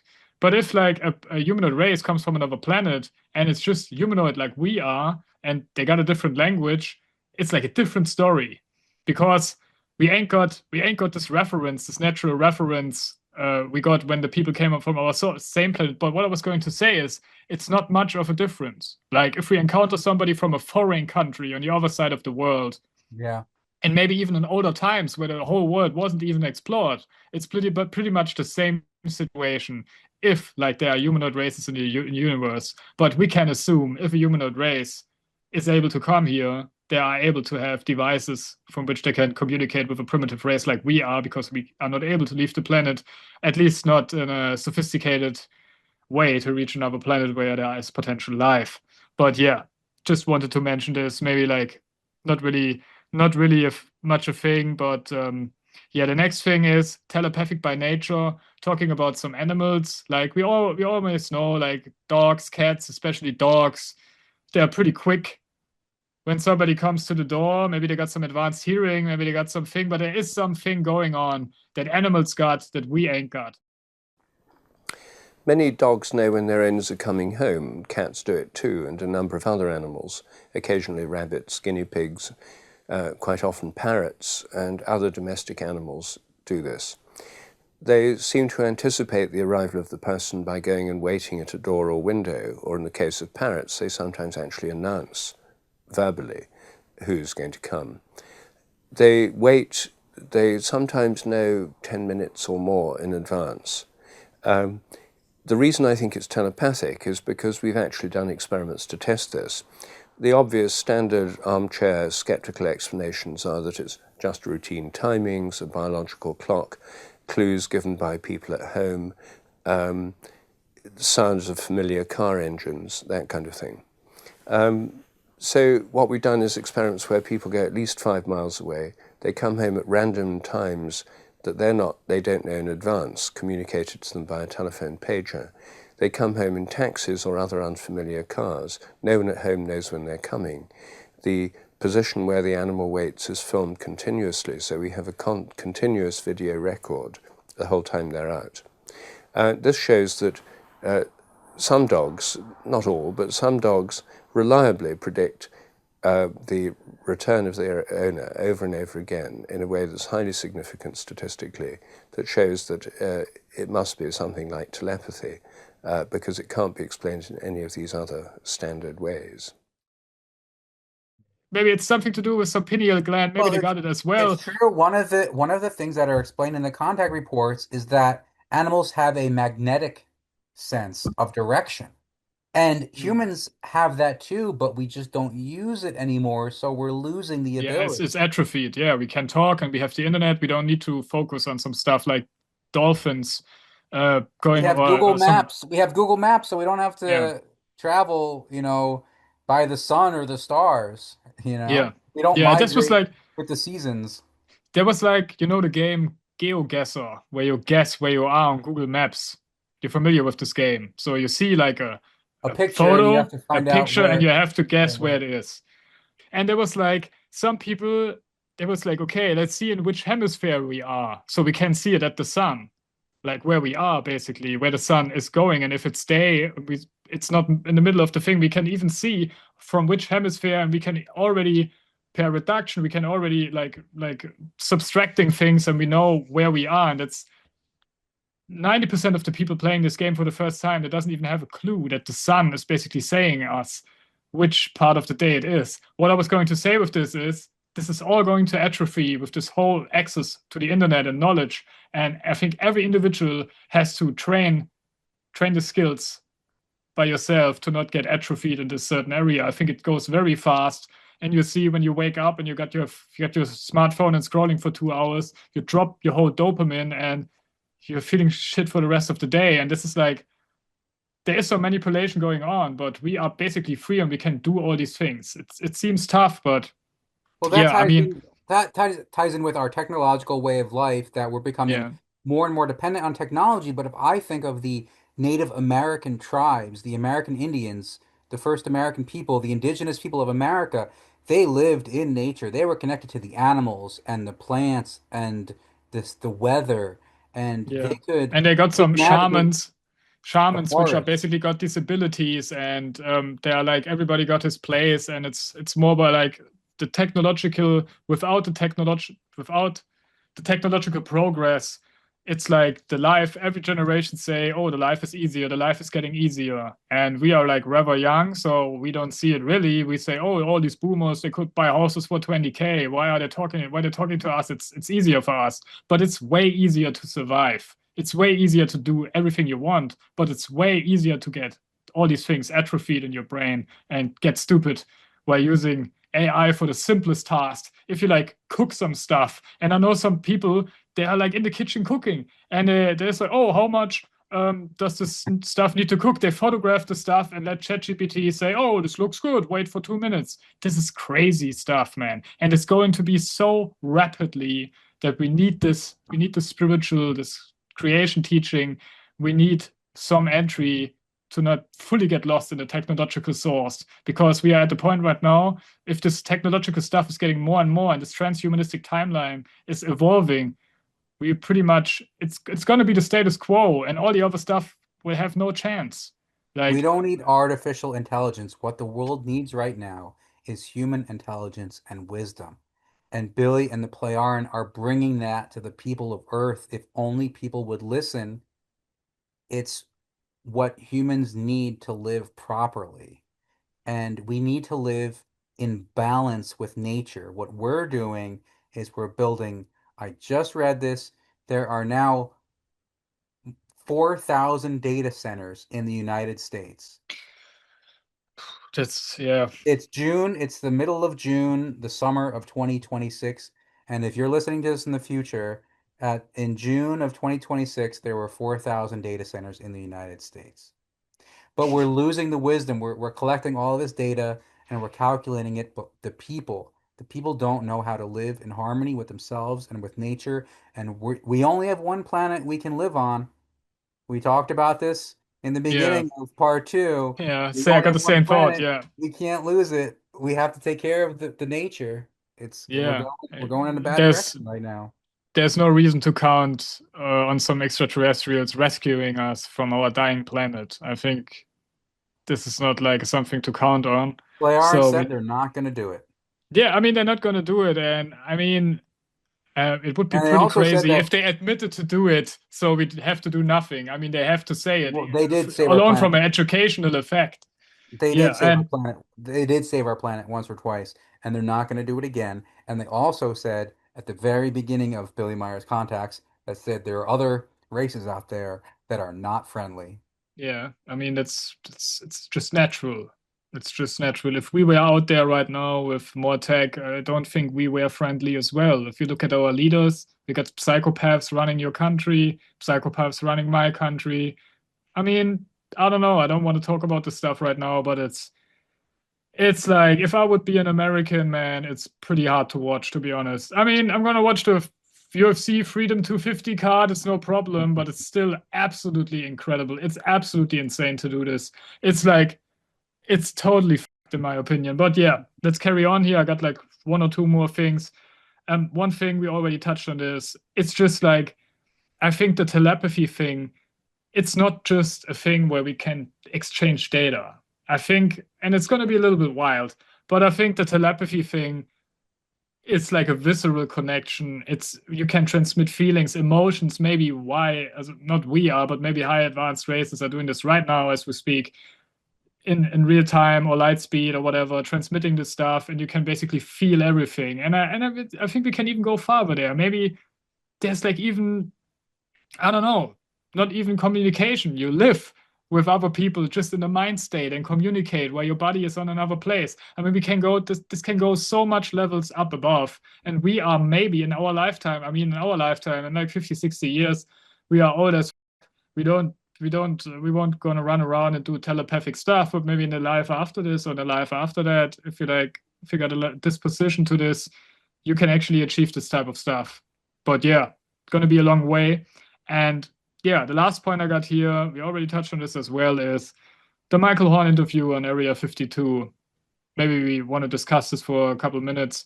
I mean, yeah, if you know Michael Horn, you won't see a Michael Horn interview below an hour. He's going to get in deep, and he was telling a lot of stuff, and I think it was a great podcast. And I want to also, because it's pretty funny, I think in the first or second bit I actually not really predicted, but I said, if there's like a thing on Area 52 or Jesse Michaels, Michael Horn interview. No, you predicted it exactly. It's in our first talk. Yeah, I predicted it exactly. You can say it.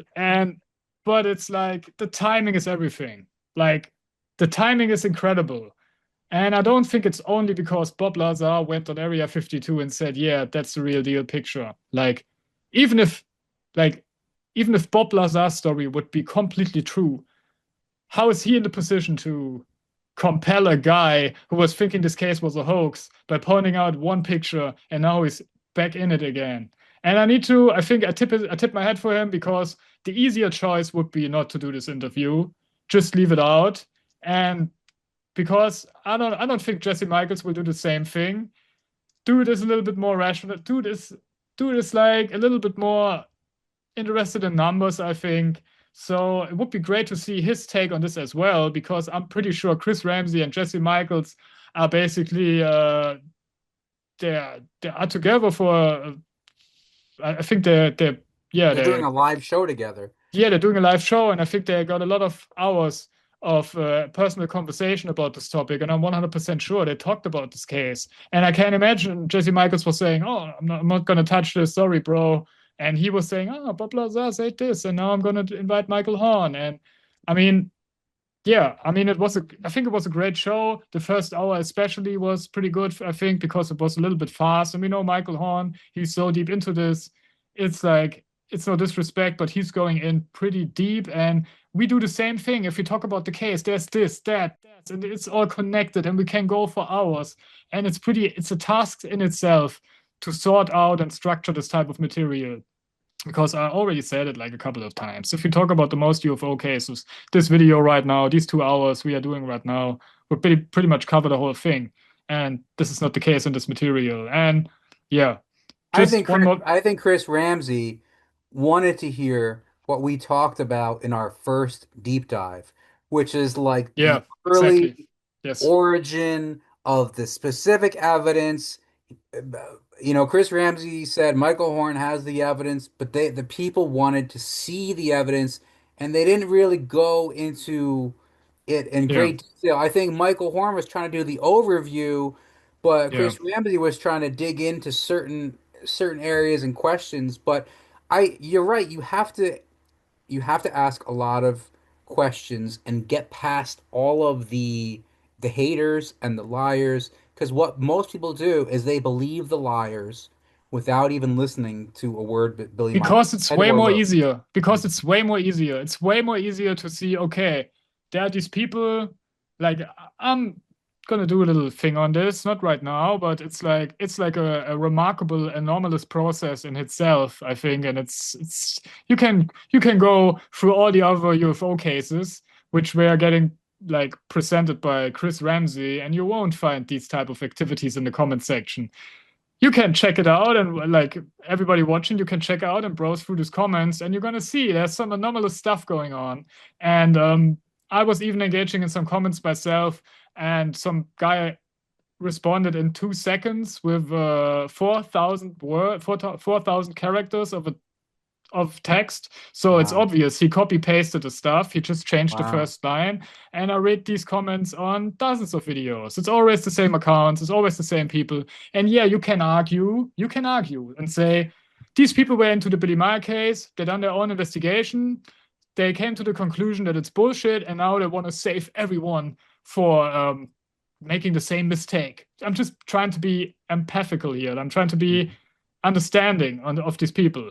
Mhm. But if you like not compelled by a UFO case, and this case going on for multiple decades, and you think this case is basically bullshit, you don't you don't follow Michael Horn on every video, on any platform, on everything, and you spam these copy pasted comments. With the And same I'm not number of likes in every one. yeah, it's like I already pointed it out. Like the guy replied, the comment was not 1 minute, it's 1 minute, and it's already got 4 likes. And this comment thread wasn't heavily visited in this moment. This is Yep. obvious, and I pointed it out. And I think, like, you can, like, we can sit here and say, oh yeah, the CIA is trying to discredit a real UFO case. We can say here and we can sit here and say it, but we got no proof.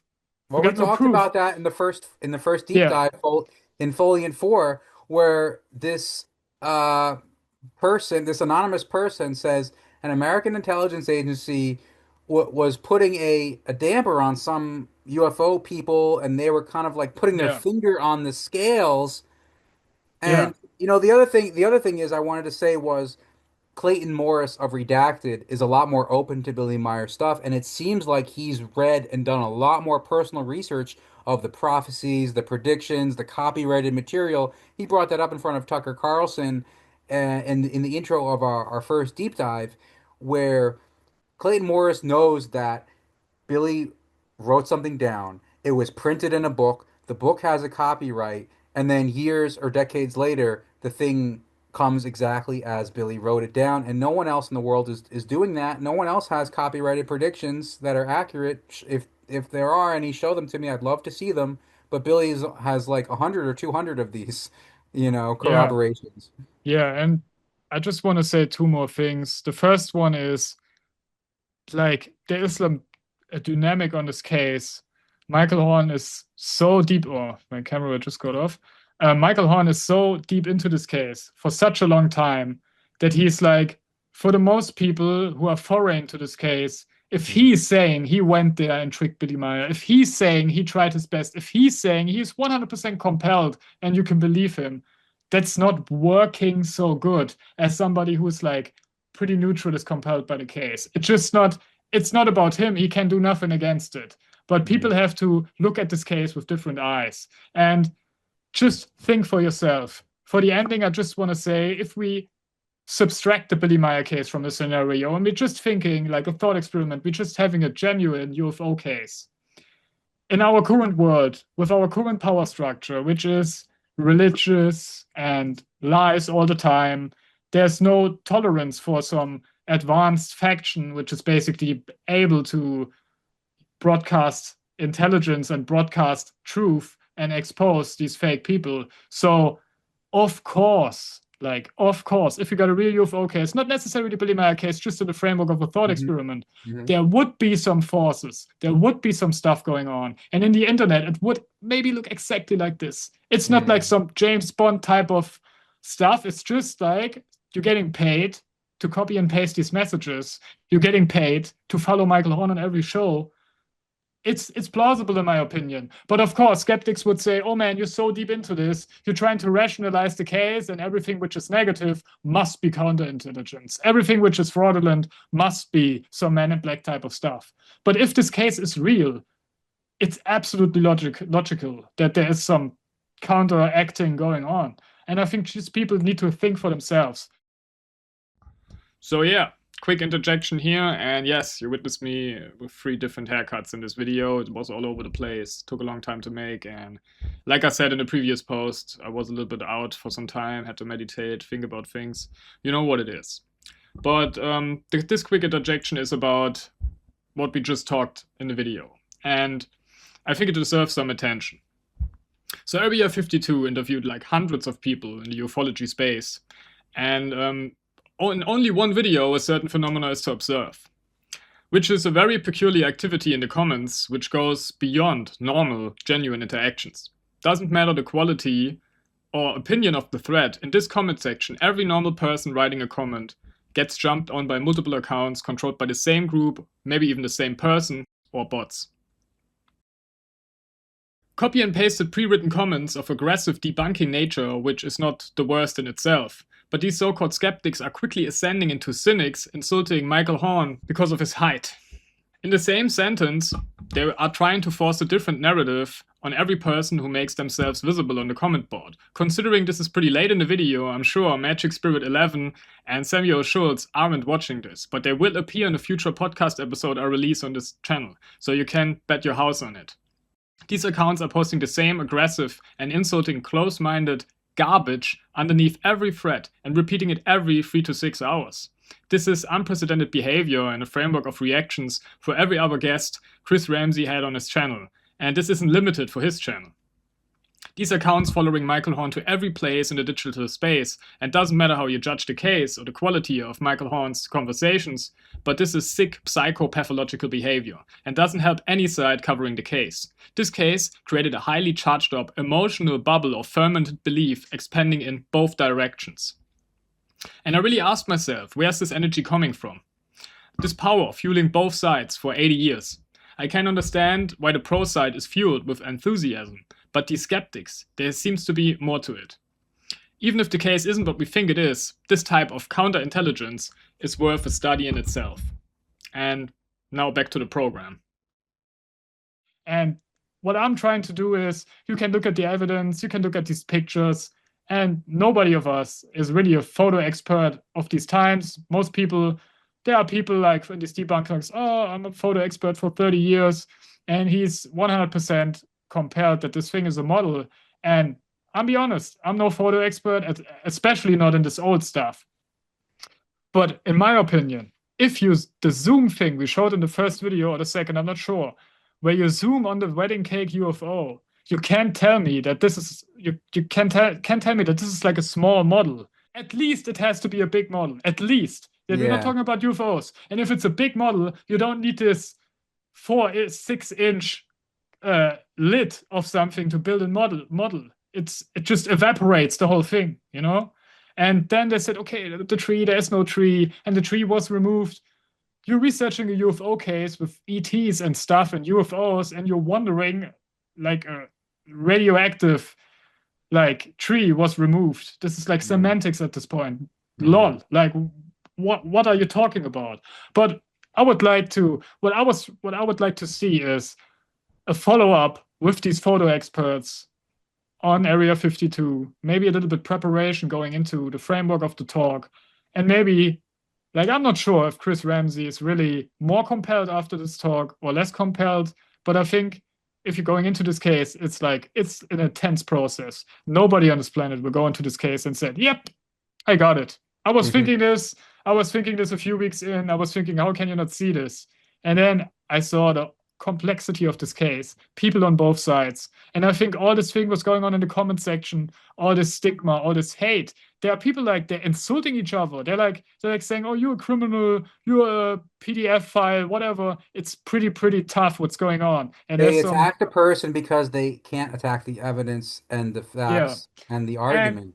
And with Michael Horn, I'm going to try something out. Maybe it's going to go wrong, but I'm going to try something out. I'm going to say to Michael Horn, I'm interested into the truth. And I know you are compelled by this case, but I'm going to point out some things to you. And I just want to hear your explanation. Like, just some things, like the book situation. I think if Michael Horn wants to bring this on the next level, you have to address these points used by these skeptics, debunkers, and explain it. And the explanation could be pretty much out there. We know about this book. Some people claim he copied the book. I got one guy approaching me in a friendly manner. He was talking about, oh yeah, the book is pretty similar. And it's not only that it's pretty similar, it's the same order. And then I asked, yeah, how many pages got the book? How many pages got the Billy Meier book? Turns out the Billy Meier book got like 400% of the pages. It's like, and then I asked, yeah, you see, maybe the guy was on point. Maybe the guy was tapping, like Michael Horn already answered this and said it was the storage banks. This is not enough for the skeptic mind to say it's the storage banks. It goes always in this path where you think you're too deep in. You think it's the storage banks and you not think it's a hoax. How can you think this? And I think we need to pick up people on this situation. We need to explain why this book is pretty similar. We need to explain how this came to fruition. We need to explain there are 60 books and debunkers debunking this case, trying to debunk this case for 40 years, coming up with one partial book he allegedly plagiarized. I mean, what's going on? We already explained it in the first deep dive that the son of the film developer admitted to manipulating Billy Meier's photos. And we also explained that Billy's own ex-wife signed witness statements where she saw the extraterrestrial, she saw the ship, and just a week ago we get a new signed letter with her and 3 other witnesses that saw Billy and a female extraterrestrial floating down from a parked beam ship out of the ship and then back in after the meeting, and they saw it fly away.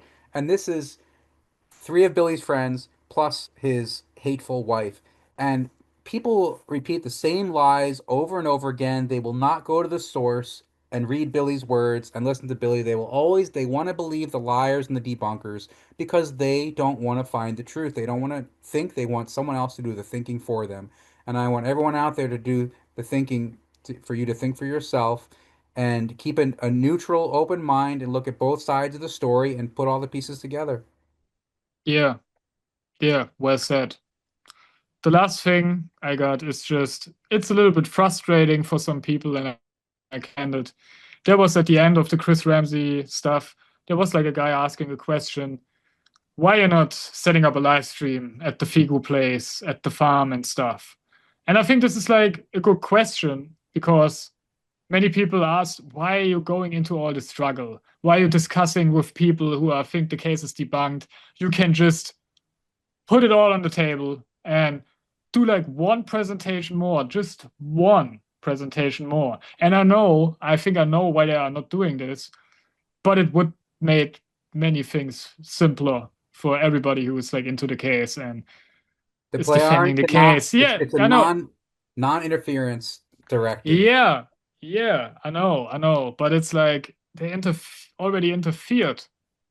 They saved our planet from being blown up. Yeah. But I mean, it's They're like now I saying know. you're It's just my humans, Earth humans. It's now time for you to take the reins and take control of your own planet.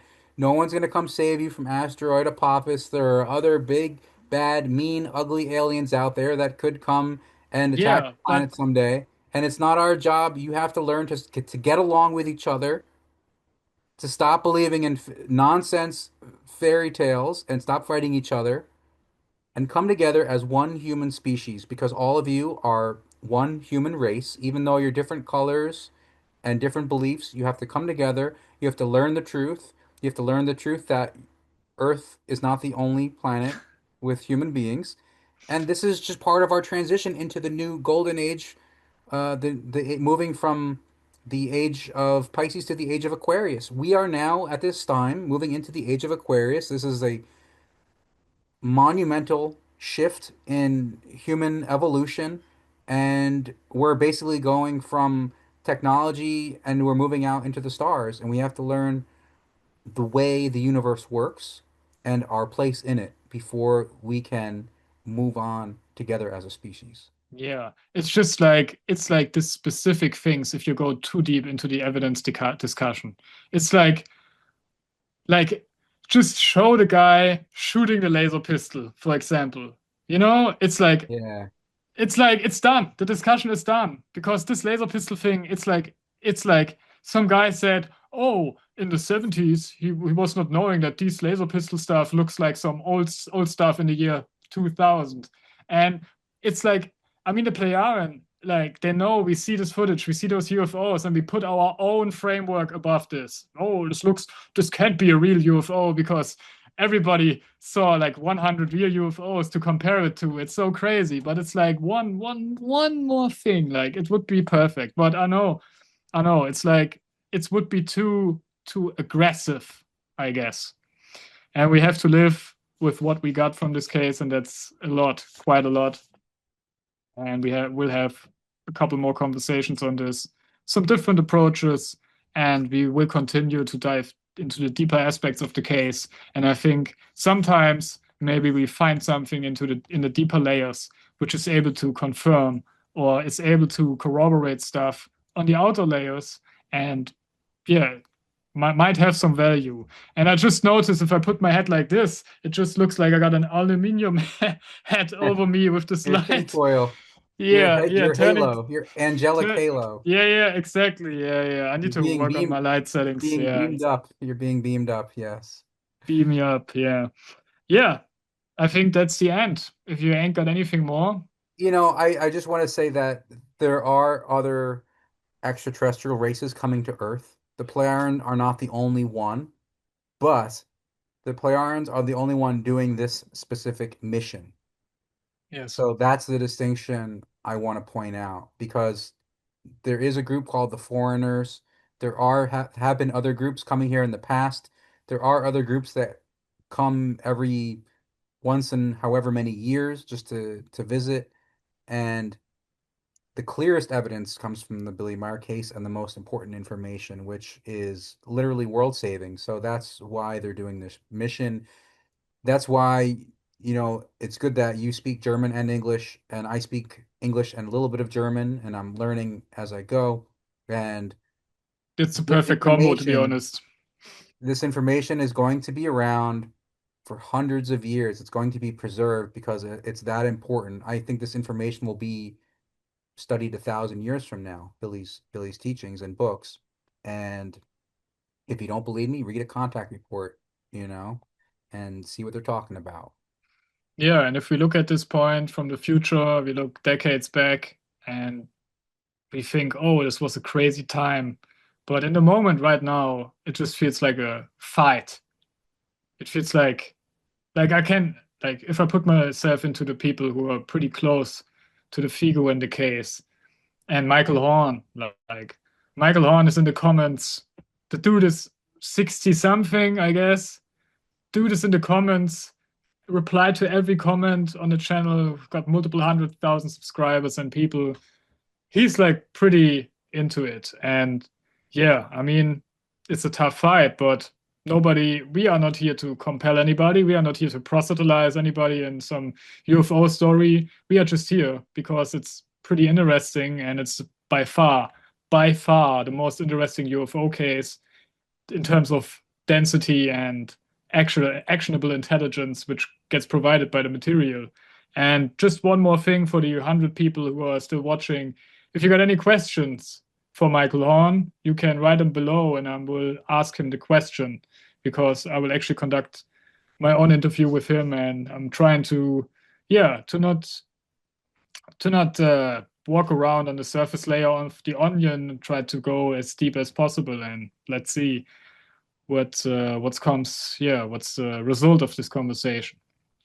And yeah, this was a great episode. We was actually going double the length as we as we thought at the beginning, but that's no problem. I think it was a very good conversation. And we didn't touch about all the different communication stories, but there's definitely a lot more. And I thank you for giving me the opportunity just to share a little bit of the history of Earth languages and telepathy and telepathic languages. And I think we are at the very early stages of developing this sixth sense or seventh sense of intuition. And I encourage people to use the search bar on Future of Mankind or They Fly blog to look up the contact reports, and they can find all kinds of really interesting information that isn't available anywhere else on Earth. Yeah, and in my last video and this video as well, there will be links in the description. There are some nice PDFs which are getting held up to date, and they're like a PDF is almost 5K pages where you can navigate. It's from A to Z, A to Z, and there's like everything inside this. Like every topic you can imagine. I mean, not every topic, but a year ago I watched at this PDF, and now I watched at it, and it's actually tripled the size. So there are some people actively working to connect, to make a comprehensive piece of it's just like a digital booklet, if you will. And the PDF it's free, it's linked below, and you can browse it and to every aspect of the case you want to hear the perspective of the Plejaren or the Billy Meier case on a certain topic. You can just look there and see if it resonates with you. And I think that's where we end here. Thanks for having me on, and I'll see you all next time. I thank you for your presentation, and until next time, bye. Yeah, it's me again, the most future version of me you're going to see in this video. And I just want to give you some closing thoughts and a quick epilogue on this video. So this video was called ET Languages and Communication. And I think ET languages are hard to classify. It could be a thing which we totally anthropomorphize, because we have no clue how extraterrestrials really communicate. And the ET languages which are provided by the Billy Meier case are human-made languages, either from humanoid ETs from another planet or from humans on our planet, if the case is not true. I'm totally neutral on this case, and if you read my channel description on my YouTube profile, you're going to read that I'm immersing myself in all the new mysteries and open source the whole process. And this is exactly what I do. I'm able to attach and detach myself from ontological shocking material, and I think this case is pretty underrepresented in the ufology space, and I think it's pretty interesting. I'm interested in libraries, and the library which is provided by this case is pretty vast and contains a lot of information, a lot of interesting information. I think the book A Man Thinketh by James Allen is a great book. And I guess Might of the Thoughts, which is written by Billy Meier, is also a decent piece of writing. But if you look exclusively at the evidence this case provided, it's clear that it's very hard to believe. And there is just at least one aspect where I'm with the debunkers, and that's the fact that an alien contact, or if you want to claim to have an alien contact, you need extraordinary levels of evidence to be believed by the most people. So does this make this case a hoax? Not necessarily, I think. I want to believe is the program, and you decide what you want to believe. Many people, including myself, claim to be on the search for truths. But what does truth really mean? How much real truths we really know? Hundreds of years back, people thought the Earth was the center of our solar system. And it was truth until we figured out that it's not. So what is reality and what is perception? We live in our own construct of reality and personal truths. And I will cover this in the next tome, tome 35, which is about exactly that topic. And it perfectly ties into this video. Because this video, we got 4 chapters in this video. The first chapter was me talking about general communication, non-controversial stuff. The second, a very huge chapter, was we took actionable intelligence from the Meier case, which is providing information about ET languages. Like I already said, human-made ET languages. Human extraterrestrials. So this case provides a small lens on the spectrum, which is humanoid ETs. So, of course, we could anthropomorphize the whole topic, and maybe we got no clue what a real ET language looks like. The term language is a total human construct. Maybe ETs are conducting something like communication, but they're not using anything which slightly resembles a language. In the third chapter, we talked about telepathy, ESP, some want to call it remote viewing, everything which is about telepathy and communication with the mind, basically. And in the Meier case, they say this is happening. Highly advanced races are using telepathy, and I think this needs to be covered in this video as well. Then we approach the 4th chapter, which is basically a recap of Area 52 interview with Michael Horn, conducted by Chris Ramsey. And you may ask, how is this tying into the ET communication and language thing? And I think in a slight sense it does. It's about how an alleged ET contact or UFO contact case is getting communicated on our planet, in the internet, in the new field, the new digital ad hoc library, which is accessible all the time. How a ET contact case gets communicated. I think this is basically what the 4th chapter was about. And I want to also say sometimes I get a little bit riled up. Sometimes I'm a little bit emotional, sometimes I'm a little bit too deep in, but the scale always goes even again. And yeah, this was the epilogue, my closing thoughts, and I hope you enjoyed the video. I'm gonna see you soon. Bis bald.